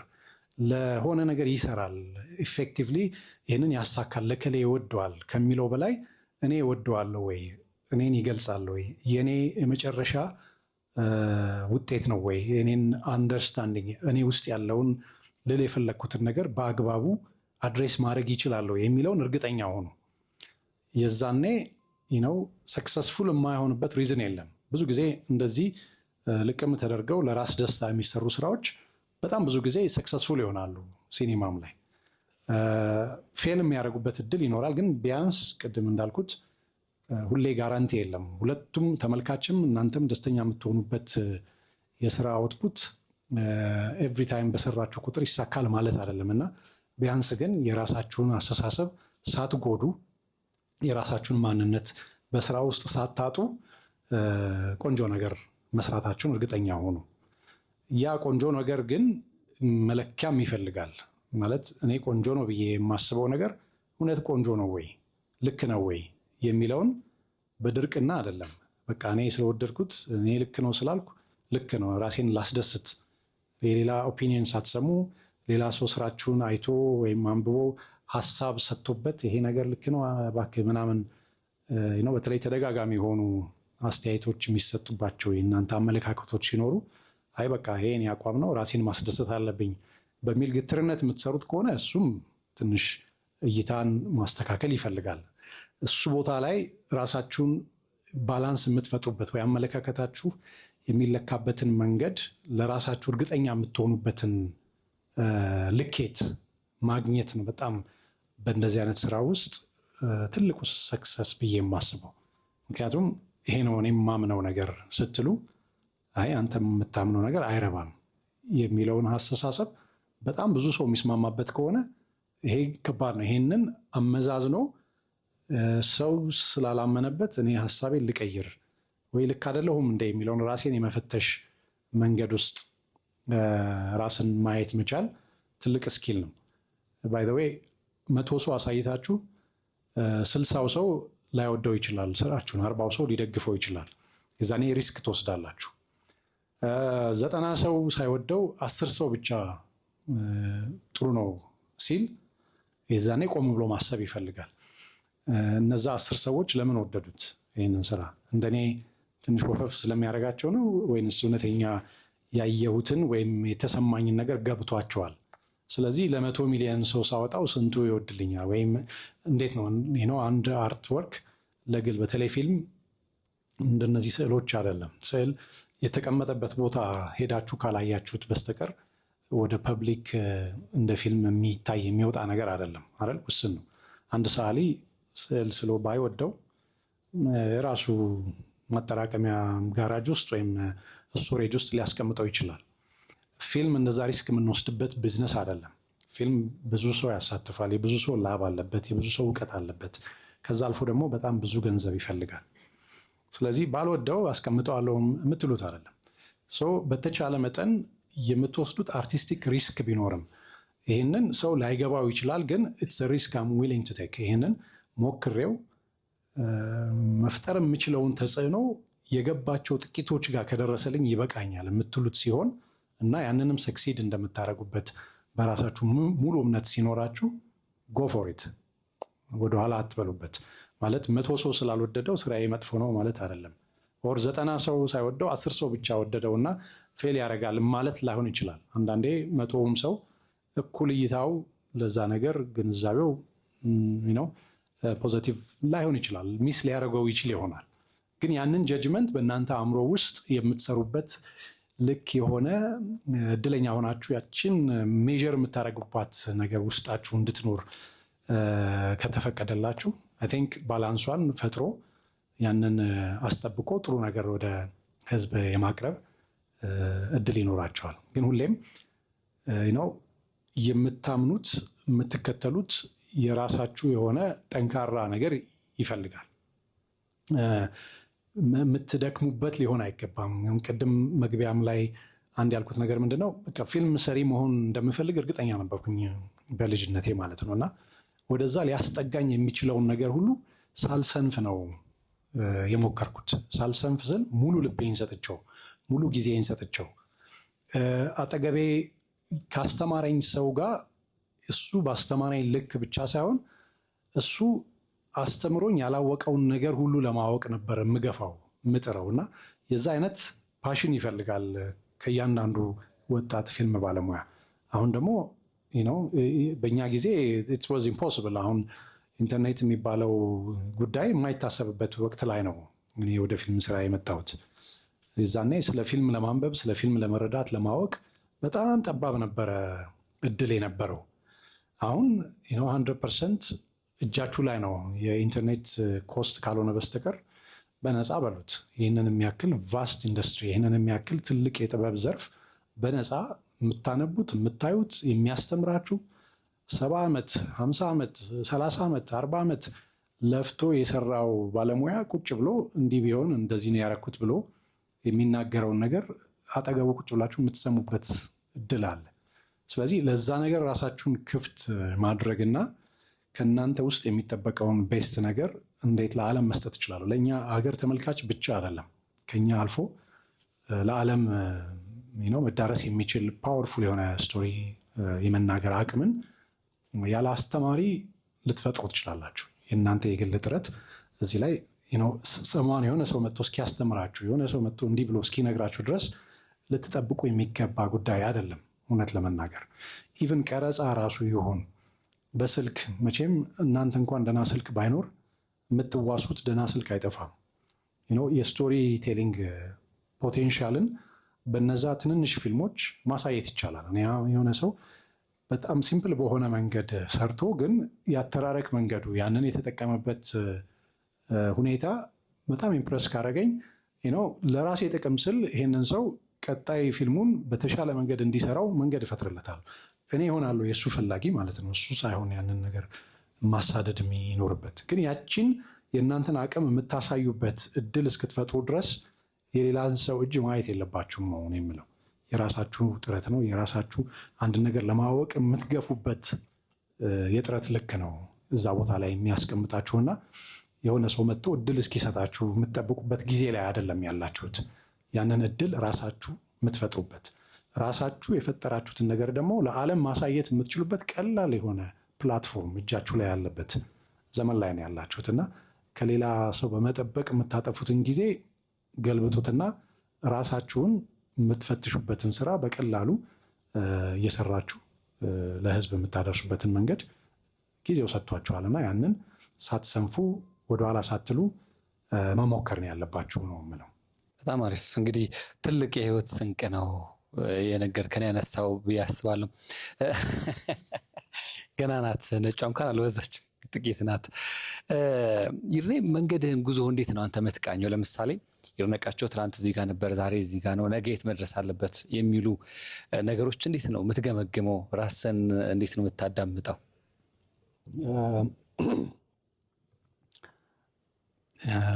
አንድ እንትን አስታወስከኝ። የዛሬ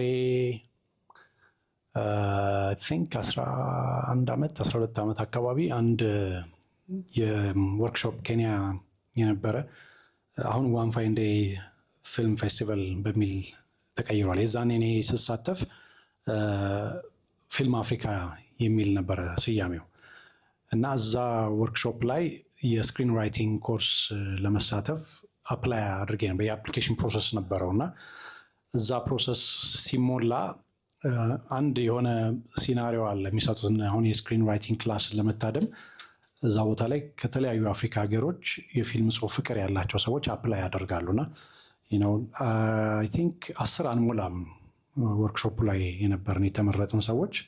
ግን እሱ ፖዚሽን ላይ ለመምጣት 200 300 400 ሰው ለሁሉም አፍሪካ ሀገራት ክፍት የነበረ ኦፕን ኮል ስለነበረ እና እሱን ፊልተር የማድረጊያ መንገድ አላቸው፣ ሜካኒዝም አላቸው። አንደኛው ምንድነው ሲናሪዮ ይሰጣሉ። እዚህ ቦታ ላይ ሊሚትድ የሆነ ስፔስ ነው፣ እንደዚህ አይነት ቦታ ላይ 3 ሰዎች በእንደዚህ አይነት ኢሹ የሚያደርጉትን ኢንተራክሽን ጻፍ በ3 ገጽ እና የሆነ ምናብህ ውስጥ 3 ሰዎች በምን ምክንያት ተጋጩ እና ቦታው ደግሞ ተወስኑልሃል፣ አካባቢያቸው ያለው ነገር ተወስኖልሃል። በዛ ኢንቫይሮንመንት በዛ ሁኔታ ምን ያደርጋሉ፣ ምን አይነት ግጭት ይፈጥራል፣ እንዴት ኢንትረስቲንግ ላድርገው።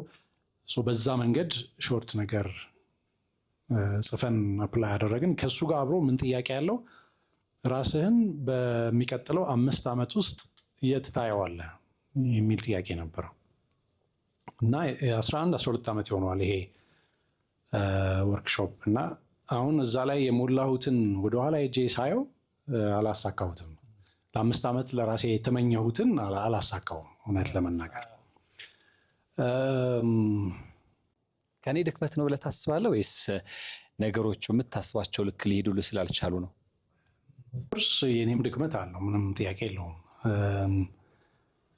ያው የተለያዩ ፋክተሮች ያንን ነገር እንዳታሳካው ምክንያት ሊሆኑ ይችላሉ። ግን እዛ ነገር ላይ ያለ ኮንቪክሽን ሪስክ የማታረገው በዛም አይነት መሰናክል ውስጥ ሰብረህ መውጣት የምትችለው ነገር ግን መሆን ይችል ነበረ እና አንዳንዴ ውሳኔዎቼ ላይ እንዳልኩ ነው ይሄኛውን ባስቀድም ይሄኛውን ባዘገይ የሚል ኮምፕሮማይዝ ያረኳቸው ውሳኔዎች አሉ። አክቹዋሊ የዛኔ ምንድነው በ5 ዓመት ምን ታረጋለህ ከሚለው ውስጥ የጻፍኩት 2 ፊልም የሲኒማ ፊልም እሰራለሁ የሚል ነበር ለዛ የሞላሁት ላይ ማለት ነው።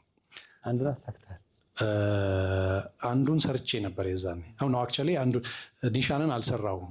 ስለዚህ ወርክሾፑ አክቹዋሊ ከ14 ዓመት በፊት ሀፕን ያደረገ ነው። ለምን ኒሻን ከሱ ወርክሾፕ በኋላ የጻፍኩት ነው። አክቹዋሊ ነበረ ፍሬምወርኩ፣ ግን ስክሪን ራይቲንግንም አቴንድ ማድረግ የፈለግኩት ለፊልም ጽሁፍ የሚረዳኝን እውቀት ለማግኘት በማሰብ ነው። ለዛ ማለት ነው። ኤንዌይ ባሰብኩት ልክ እንዳይሄድ ብዙ ሪዝን አለ እንዳልከው፣ ከኔም አቅም በላይ የነበሩ ኢሞሽናል ቦታ ላይ ያስቀመጡኝ ፊልም የሚወጣቸው ነገሮች ሀፕን አድርገዋል በዛ ስራ ሂደት ውስጥ። አንዳንዱ ከኔ ቁጥጥር ውጭ የሆነ ነገር ነው። ነገር ግን የተሻለ ብታገል ትንሽ ለዛ የቀረበ ነገር ማድረግ ይችል ነበረ። እንዳልከው ጉዞዬን ስገመግመው ባሰብኩት መንገድ ነው የመጣሁት ብዬ አልኩራራም።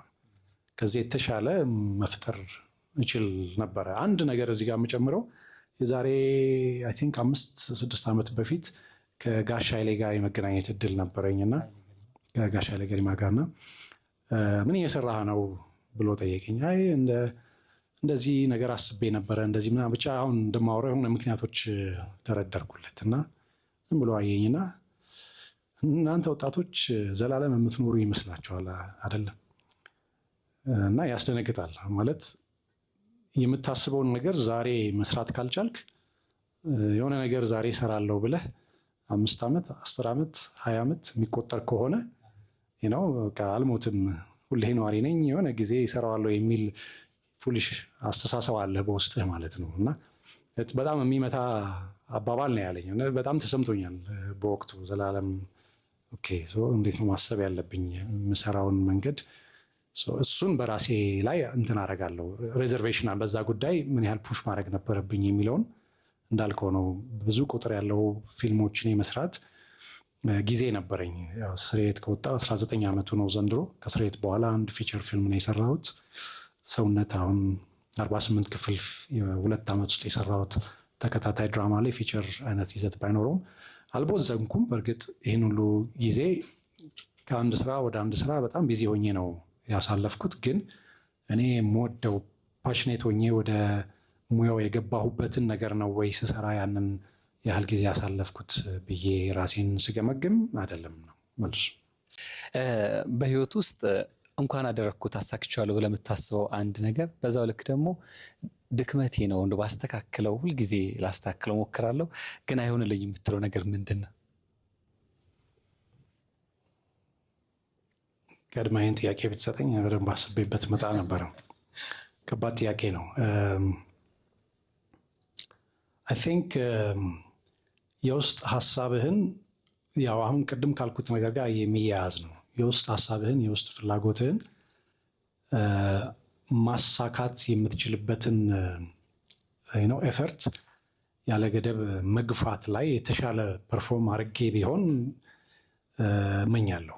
አሁንም ከዚህ በኋላ ባለኝ እድሜ በተቻለ መጠን እስካሁን ማድረግ ፈልጌ ግን ያላሳኳቸውን ነገሮች ለማድረግ በመሞከር እንደማሳልፈው ተስፋ አረጋለሁ። ያው ኦብቪየስሊ ተስፋ አረጋለሁ፣ ኤፈርት እጨምራለሁ። ግን ባሰብኩት ልክ ኤክስኪዩት አረገዋለሁ የሚለው ራሴንም በፈታኝ አይን ወደኋላ ሆኜ የማየው ነገር ነው እና እግዚአብሔር ከፈቀደልኝ በመስራት በምፈልገው ቁጥር ልክ ብዙ ስራዎችን ለመስራት እድል የመፍጠር ነገር ላይ የተሻለ ፐርፎርም ማድረግ እመኛለሁ፣ አስባለሁ እና እሱ ላይ በጣም ትኩረት የማድረግ ፍላጎት አለኝ ከዚህ በኋላ። ብዙዎች ይታዘቡናል ብዬ አስባለሁ። ይድነቃቸውን አግኝተ ስለዛች ድንቅ ተዋናይት ሳታነሳ እንዴት ታልፋለህ የሚሉ ሀሳቦች መምጣታቸው አይቀርም። ብርቱካን በፍቃዱን ከዚህ በኋላ ሲኒማ ላይ እናያታለን። አንድ እሱ፣ ሁለት ደግሞ ስለ ቤተሰብ ህይወት ብታወራን ደስ ይለኛል። በጣም የቤተሰብ ሰው እንደሆንክ፣ በጣም እንዴት ነው መልካም ለቤተሰብ ወደም ጊዜ ቦታ የሚሰጥ አባት እንደሆንክ በተለያዩ አጋጣሚዎች አንዳንድ ቃለ መጠይቆች ላይ የተመለከትኩባቸው አጋጣሚዎች አሉና አርት ውስጥ ያለ ሰው ለዛ ነገር ይቸገራል። እንዴት አጣጣምከው? ሁለት ደግሞ የቡርቴንም ነገር ናንሳ አያይዘህ። ምንድነው ስለሱ ያለ ጥያቄ? ድጋሚ በሲኒማ እናያታለን ነው ያኔ መሰል አቅም ይዛ ሰስታብናለች ብዬ አስባለሁ። ብዙዎችም ይጋራሉ ብዬ አስባለሁ። እኛ ሀገር ካሉ ጀግና ሴት ተዋናያን መካከል ከፊት መስመር የምትቀመጥ ናት። እኔም በስራዎቿ በጣም የምደመምባት ባለሙያ ናትና በደንብ ብናያት የሚሉ ሀሳቦች በተለያየ መልኩ ይንጸባረቃሉ። አንዳንዴ ሶሻል ሚዲያውን ብንጎበኘው የጠፋች የሚሉ ሀሳቦች ይመጣሉና ትመጣለች። የኔም ጥያቄ ነው። ብዙ ሰው ይወቅሰኛል። ያው አብረን ስላለን ምናልባት ለእሷ የሚሆን ስራ እንዴት አትፈጥርም ወይ እንዴት አታሰራትም? ምናልባት ሌላም ስራ እንዳትሰራ። እንደውም የሆነ በጣም አስቂኝ የሆነ የዩቲዩብ ቪዲዮ ነበር እና እየቀጠቀጣት ቤት ውስጥ አስቀመጣት ምናምን ሁሉ የሚል ማለት ነው። እና ምንድነው እንዳልከው በጣም ቆንጆ ፊልም ከሚሰሩ ሴት ተዋናያን ውስጥ ነች። እኔም ምስክር ነኝ ለዛ። ሁለት የሰራኋቸው ፊቸር ፊልሞች ውስጥ በመሪ ተዋናይነት እሷ አብሬያት ሰርቻለሁ እና ደግሜም ሌላ ስራ ብሰራ ምንም ጥያቄ የለውም። እሺ ካለችኝ መጀመሪያ ቅድሚያ የምጠይቀው እሷን ነው። እምቢ ማለት መብት አላት። ግን ያ ምንድነው የብርቱካን ኳሊቲ እኔም የምደግፈው ነው። ባይተው ይሄ የምቃወመው አይደለም። ጠፍተሻል፣ ስለምን አትመጪም፣ ሰው እኮ አንቺን ማየት ይፈልጋል የሚሉ ሀሳቦች ብዙ ወደ ስራው እንድትመጣ የሚገፋት አይደለም። ወዳው ነው ፊልምን የምትሰራው። ወዳው ለመስራት ደግሞ የምትወስዳቸው ካራክተሮች፣ የሚመጡላትን ስክሪፕቶች በጥንቃቄ ትመርጣለች። አንዳንዴ እንደውም እኔም ለማየት ሞክራለሁ። እድል በሰጠኝ ቁጥር ለእሷ የሚመጡ ስራዎችን እስቲ ያው ትለኛለች፣ አየዋለሁ። እሷ ሳትወደው ያጠራጠራትን እኔ ወድጄው ኧረ ይህንን ሞክሪው ግድ የለም እምላት ስራዎች አሉ። ግን ለእሷ በደንብ ብሰራው ይዋጣልኛል ወይ ደስ ብሎኝ እሰራዋለሁ ብላ እስካላመነች ድረስ ጠፍተሻል ስለተባለች ወይም መስራት አለብኝ ከሰው አይን መራቅ የለብኝም በሚሉ ምክንያቶች ወደ ስራው አትገፋም ብዙና እሱን ያው አከብራለሁ። የምትወደውን ነገር ብትሰራ ሰክሰስፉል ስለምትሆን በዛ ላይ የቤተሰብ ሪስፖንሲቢሊቲም ቀላል አይደለም። የፊልም ስራ ውስጥ ጊዜ በደንብ ይፈልጋል። ኢቭን ቤት አለመኖርህ ብቻ ሳይሆን ያው ቀረጻ ኖሮ ወይ ሪሄርሳል ኖሮ ከቤት ውጭ የተወሰነ ጊዜ ከቤተሰብ ርቀህ ማሳለፍ ግድ ሊልህ ይችላል። ግን ዝግጅቱ በራሱ ቤትም ሆነህ አለመኖርን ሁሉ ይጠይቃል። ቤት ውስጥ ሆነ ብቻ ስፔስ ይፈልጋል፣ ማሰብ ይፈልጋል፣ መዘጋጀት ይፈልጋል። ለአክተርም ተመሳሳይ የሆነ ዲማንድ ስላለው ማለት ነው እና አንድን ስራ ወስደዋለሁ ቀበለዋለሁ ብላ ስትወስን ከቤት ከእናትነት ከሚስትነት ኃላፊነት ጋር ደግሞ ይህንን ሪስክ ማድረግ ይህንን የምተወው ለምን አይነት ስራ ነው የሚለውንም ታመዛዝናለች። በዛ ምክንያት እስካሁን አሳምኗት በቃ ይህንን ሪስክ በወስድበት ያስደስተኛል ወይም ያጠግበኛል እንደ አርት ፎርም የምትለው ስራ አልገጠማትም እንደ ድል ሆኖ። በዛ ምክንያት ነው እንጂ እኔ የደበደብኳት ወይ አስሬ ስለያዝኳት አይደለም ወደ ፊልም ስራ ያልመጣችው። የሚያደርስ ስራ ከመጣ ትሰራለች፣ ትቀበላለች ማለት ነው። አይ ቲንክ ሶ አለ እንደዛ አይነት ይዛችሁ ብትመጡ አንሹር እኔም እንትን አደርጋለሁ። እኔንም ከመወቀስ ያደነኛል ሁሌ እኔ የምሰራውን ስራ ብቻ። በእርግጥ እኔ ሁለት ፊቸር ፊልሞች ውስጥ ሊድ ተዋናይ ከእሷ ጋር ነው የሰራሁት፣ ከሌላ ተዋናይ ጋር አልሰራውም። እዚኛውም ስራ ላይ የለችበትም፣ የሰውነት ስራ ላይ እንደኔ አንብባው ስለተወቹ ሳይሆን በዳይሬክተር ግምገማዬ በእሷ አቋምና በእሷ ማንነት የሚወከል ካራክተር በቂ የሆነ ሮል ስለሌለው ነው እንጂ አሚን እድል ባገኝ ከእሷ ጋር የመስራት በደስታ ነው የምጠቀምበት። በጣም ደስ ይላል። ወደ ቤት እንምጣ። በጣም ተንከባካቢ አባት፣ በጣም ለልጆቹ ጊዜ የሚሰጥ ለቤተሰቡ ጊዜ የሚሰጥ አባት እንደሆንክ ይነሳልና አርት ውስጥ ያለ ሰው ደግሞ የሚቸገረው ነገር ይሄ ይመስለኛል፣ ሰፊ ጊዜ ስለሚጠይቅ እንዴት ታቻችለዋለህ? ምልህ ከጊዜ አንጻር ምንም ለምርጫ አይደለም። አሁን ጊዜ የሚጠይቅ ነገር ካለና ለስራ መውጣት ካለብኝ መራቅ ካለብኝ ወደኋላ አልልም። ባለሁበት ጊዜና ከቤተሰቤ ጋር ማሳለፍ የምችለውን አጋጣሚ ግን በደንብ እጠቀምበታለሁ። ይሄም ግን ምንም ካልኩሌሽን የለውም። ቅድም እንዳልኩ ነው ቤኒ እንዳለው ከአክተሮች ጋር ከክሩ ጋር ያለኝ ኮኔክሽን ያለኝ የስራ ግንኙነት ቤተሰቤም ጋር ተመሳሳይ ነው። አስቤው ወይም የተለየ ነገር አጥንቼ ሳይሆን በቃ እንዲሁ በህይወት ደስታን መፍጠር ያለህን ነገር በሳቅ በጨዋታ በጥሩ ነገር ለማሳለፍ ነው። ለራስ ጥቅም ነው። ለማንም ብዬ አይደለም ለከሌ ይጠቅማል ምናምን በሚል ሳይሆን ቀጣት ሳው የኔ ህይወት ውስጥ የመኖሪያ መንገዴ ይሄ ነው። ሌላ መንገድ አላውቅም። የማውቀው መንገድ ነው የምኖረው እንጂ ያጠናሁት ወይ በዚህ ቢሆን ይሻላል ብዬ የመረጥኩት አይደለም። በጣም አሪፍ። እንግዲህ በፊልም ውስጥ በሚያልፉ ፊልም ውስጥ ባሉ ጥበብ ውስጥ ባሉ ቤተሰብ ውስጥ የተወለዱ ልጆች ናቸው ያላችሁ እና ወደ እናንተ የተሳበ አለ? በዳይሬክቲንግም ሊሆን ይችላል፣ በትወና ይሆናል። ምን አስባችኋል? ፍላጎት አላቸው ግን በጣም ኤርሊ ኤጅ ላይ ነው ያሉት። እኔም በተቻለኝ መጠን እንደ ጥበብ ስራ አላስገድድም። ብርቱካንም ብትሆን አታስገድድም። የነሱን ዝንባሌ ሞር በደንብ እንዲሞክሩትና ወደዛ መስመር በመረጡት መንገድ እንዲሄዱ ነው የምንሞክረው፣ እድል የምንሰጣቸው። ግን እኔ ያለሁበት ሙያ እንደ ሆቢም ብትሰራው ብትለምደው የሚያዋጣ ቆንጆ ጥሩ ጊዜ ማሳለፊያ ነው። ኬሪየር ሆኖ ህይወትን የምትመራበት ስታደርገው ደግሞ የበለጠ ውጤታማ ያደርግሃል። ከስር ከስር ፎቶግራፊ የሚሆን ከፊልም ጋር የሚያቀራርባቸውን ነገር ከኖርማል ተመልካች ባለፈ እንዳልኩ ነው። እኔ በልጅነቴ ከወላጆች ያላገኘሁትን ነገር ልጆቼ ደግሞ ማግኘት የሚችሉበትን ሁኔታ ለማመቻቸት እሞክራለሁ። እንደ ኃላፊነት እንዳለበትም አባት እንደገና ደግሞ ሼር ስታደርገው ደስ የሚል የሙያ ዘርፍም ስለሆነ አስተማሪም ሆኜ ረጅም ዓመት ስላሳለፍኩ በቤት ውስጥ በነፃ ያንን እድል መፍጠር ላይ ወደኋላ አለም። ግን ልጅ ስትሆን እጅህ ላይ ሁሉም ነገር ሲሆን ውጭ ያለው ሰው በሚመኘው ልክ አታስበውም።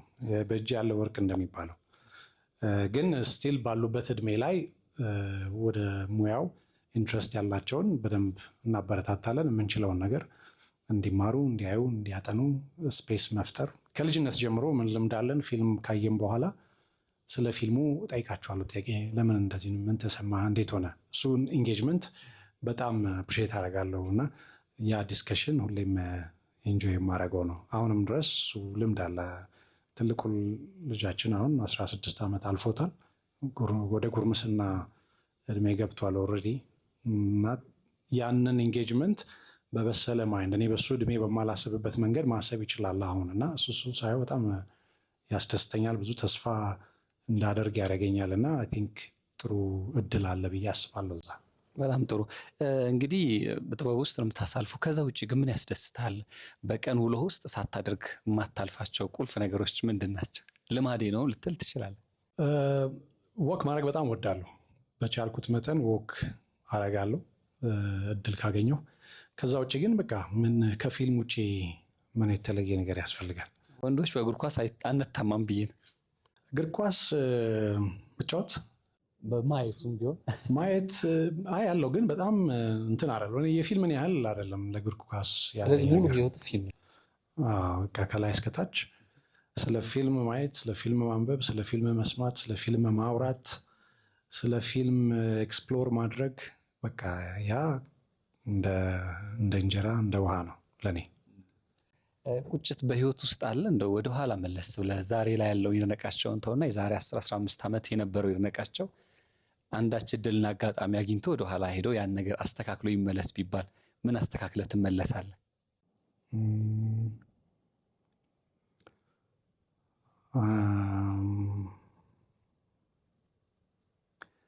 ነው ምናልባት ቅድም ካልኩት ነገር ጋር ከተያያዘ አንዳንዴ እዚህ ቦታ ላይ ይህንን አድርጌው በሆን ስፔሲፊክ ተርም ወይ የሆነ ያለፍኩት እድል ሳይሆን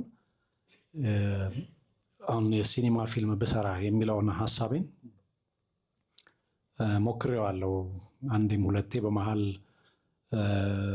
በቃ አሁን አይ ሃቭ ቱ ፎከስ እዚህ ላይ በሚል የነበረኝን እጄ ላይ ያሉ ነገሮችን ሁሉ አቁሜ ለአንድ ሳምንት ምናምን ሎክ አደርጋለሁ።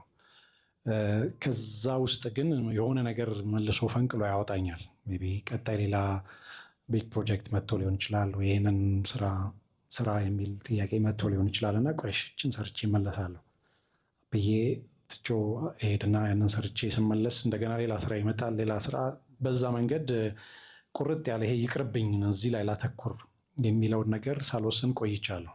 ሜይ ቢ ትንሽ እሱ ላይ ነው ችኮ ሆኜ ብሆን ኖሮ እላለሁ። አይ ቲንክ እሱን ዲሲዥን ከዚህ በኋላ ለማድረግ ጥሩ ጊዜ ላይ ነኝ ብዬ አስባለሁ እና እግዚአብሔር ከረዳኝ እሱን ውሳኔ የምወስንበት እድል ከዚህ ቀጥሎ በሚያጋጥመኝ የህይወት መስመር ላይ አረገዋለሁ።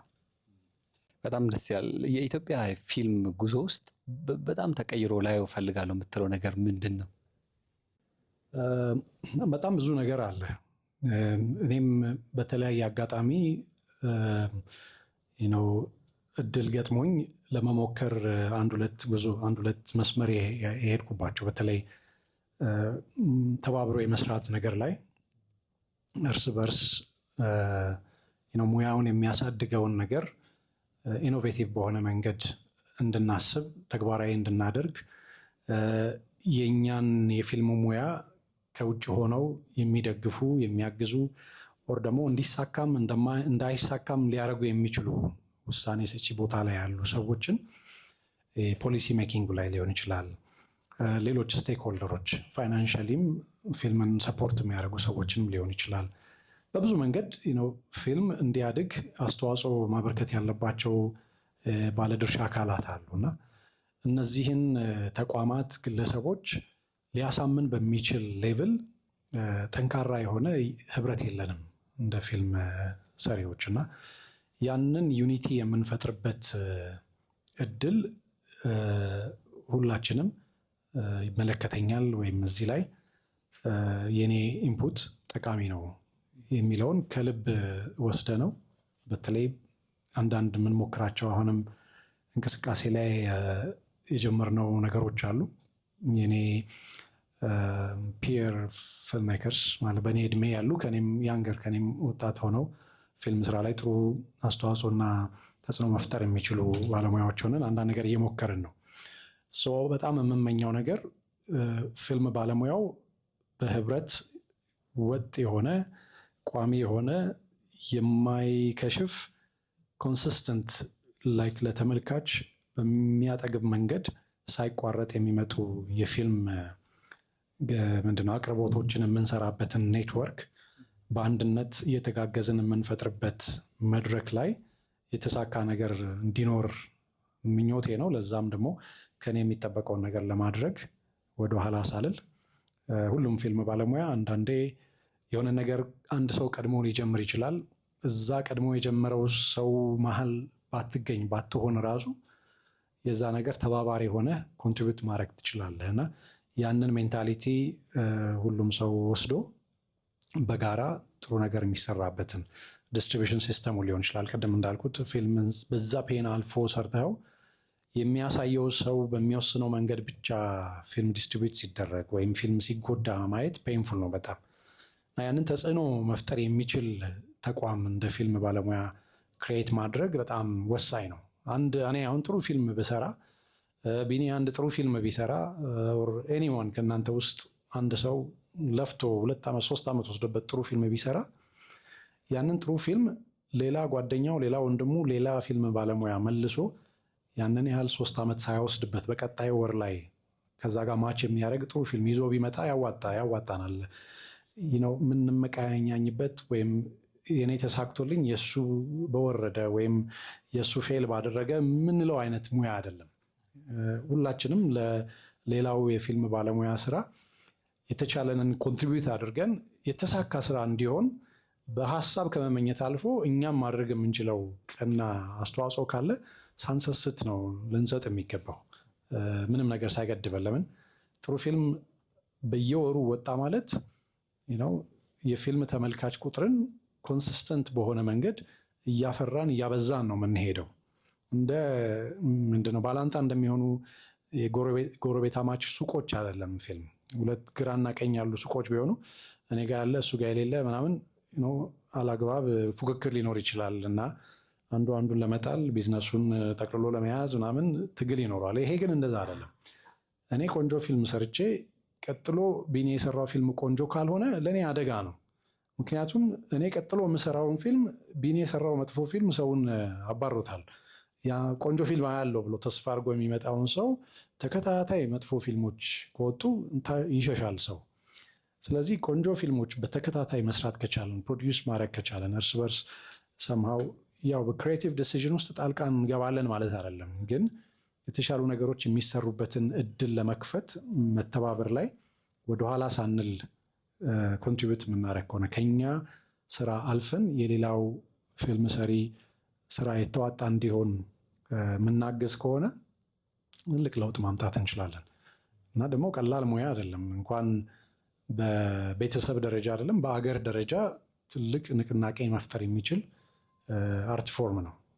ከሀገርም አልፎ ዓለም አቀፍ ፖዚሽን ላይ ሊያስቀምጠን የሚችል ነው እና እሱን ራዕይ ማየት የሚችል ፊልም ባለሙያዎች ተፈጥሮ ማየትና ለዛ ቪዥን ዴዲኬት አድርገው የሚሰሩ ወጣት ፊልም ሰሪዎችም አንጋፋዎችም ቢሆኑ በዚህ ቪዥን ስር መተሳሰር ብንችል በጣም ትልቅ ለውጥ ፈጣሪ ኢንዱስትሪ መሆን ይችላል የሚል ምኞትና ተስፋ አለኝ። እንግዲህ እንዲሳካ እኔ የምመኛለሁ። ግን አንድ ጥያቄ ባነሳ ደስ ይለኛል። ዩርኔስ ስኬቱን ፊት ለፊት እናየዋለን። ያሳካቸውን እውን ያደረጋቸው ነገሮች በጣም እንደመማለን፣ እንገረምበታለን። በዛው ልክ ደግሞ ውድቀቶች ይኖራሉ። አንተ ጋር ብቻ የቀሩ ግን ደግሞ ተምሬባቸዋለሁ የምትላቸው ውድቀቶች መኖራቸው አይቀርም እና እንዴት ነው የምትማርባቸው? እንዴት ነው ከሆነ ውድቀት ተነስቶ ወደፊት ተስፈንጥሮ መሄድን ያዳበርከው? ምንድን ናቸው? ምን ታደርጋለህ? ያ ተስፋ አስቆራጭ ነገር ሲመጣ፣ ስኬት ጠብቀህ ውድቀት ሲያጋጥም የማይቀር ነው እሱ። ስራ ላይ ሆነ ሁሉም የምትሰራው ነገር ያልፍልሃል ወይም ይሳካልሃል ማለት አይደለም። እሱን ኤክስፔክት ማድረግ ልክ አይደለም። ግን እንዳልከው ከወደቀው ወይ ከደከመው ስራ ምን ትማራለህ? ቀጣይ የምትሰራው ነገር ላይ ያ ነገር ደግሞ እንዳይፈጠር በምን ትጠነቀቃለህ? እንደዛም ሆኖ ጋራንቲ ማድረግ አትችልም። ዛሬ የተሳካ ነገር ስለሰራው ነገ ከነገ ወዲያ ያንኑ አስጠብቄ እቀጥላለሁ፣ ምንም ነገር አይነካኝም የሚል ትዕቢትም ልክ አይደለም። እኔ ሁሌም ከልቤ ነው ይህንን ማምነው። በእያንዳንዱ ስራ ውስጥ ተማሪ ነኝ። እኔም ለሚመጡ እኔ ለማላቃቸው ወይም አውቃቸዋለሁ ብዬ ለማስባቸው ነገሮች የተሻለ አንግል እንዳለው፣ ሌላ ፐርስፔክቲቭ እንዳለው ለማወቅ ለመማር ክፍት ካልሆንኩ በቃ የሆነ ቦታ ላይ ቆሜ ነው የምቀረው። ከዛ ማደግ ከዛ መሻሻል አልችልም እና ሁሌም በምሰራው ስራ ውስጥ የማገኘውን አዳዲስ ነገር ክፍት ሆኜ ነው ራሴን ለማስተማር አካሄድ መንገዴን ለማስተካከል የምጥረው የምሞክረው። አንዳንዴ ይሳካልኛል፣ አንዳንዴ ደግሜ ያንን ስህተት የመስራት ሳይክል ውስጥ ወድቃለሁ። ግን በቃ ለራሴ ይቅርታ እያደረኩ ከዛ ስህተት የተሻለ መማር የምችለውን ነገር ደግሜ ላለመፍጠር እየሞከርኩ መቀጠል ላይ ብቻ ጎብዛለሁ እንጂ እንዳልከው ተሰርተው ያልወጡ የሆኑ የማስታወቂያ ስራዎች ይኖራሉ። ሰክሰስፉል ባሰብኩት ልክ ሰክሰስፉል ያልሆኑ ግን በቃ በምን ፌል አረገ፣ እንዴት ማሻሻል ይችል ነበር የሚለውን ግን ለማጥናት ለመማር ምክንያት ይሆናሉ እነሱ።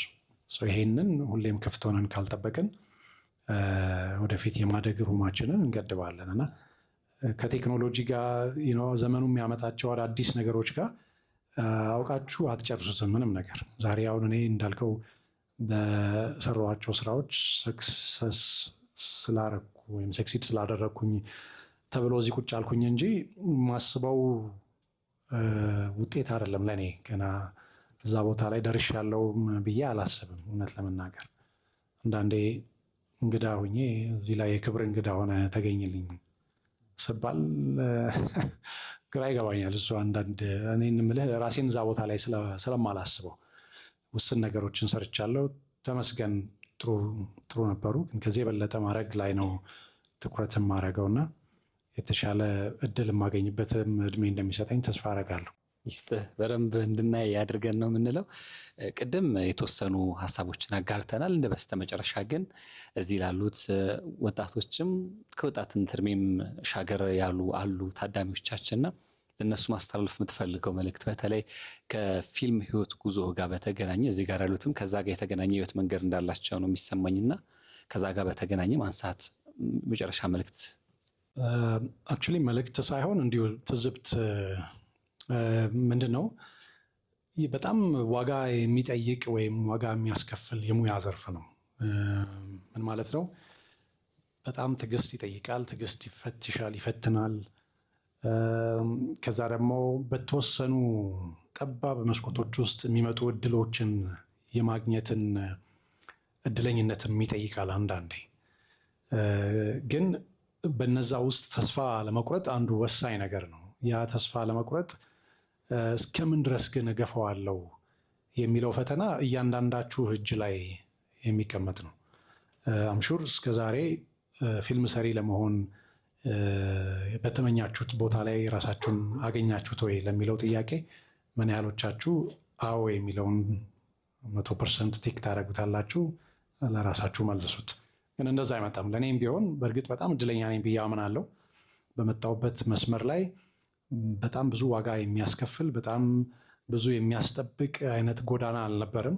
እግዚአብሔር ይመስገን ብዙ ነገር ካሰብኩትም ፈጥኖ ነው ሀፕን ያደረገው በእኔ የህይወት መስመር ውስጥ። ግን እድል ብቻ ነው ብዬ አላስብም። እሱን ከኔ በኩል የሚጠበቀውን ጥረት ከኔ በኩል የሚጠበቀውን ግፊትና ለዛ ነገር አውቆ ለመገኘት በደንብ ራሴን ሰጥቻለሁ።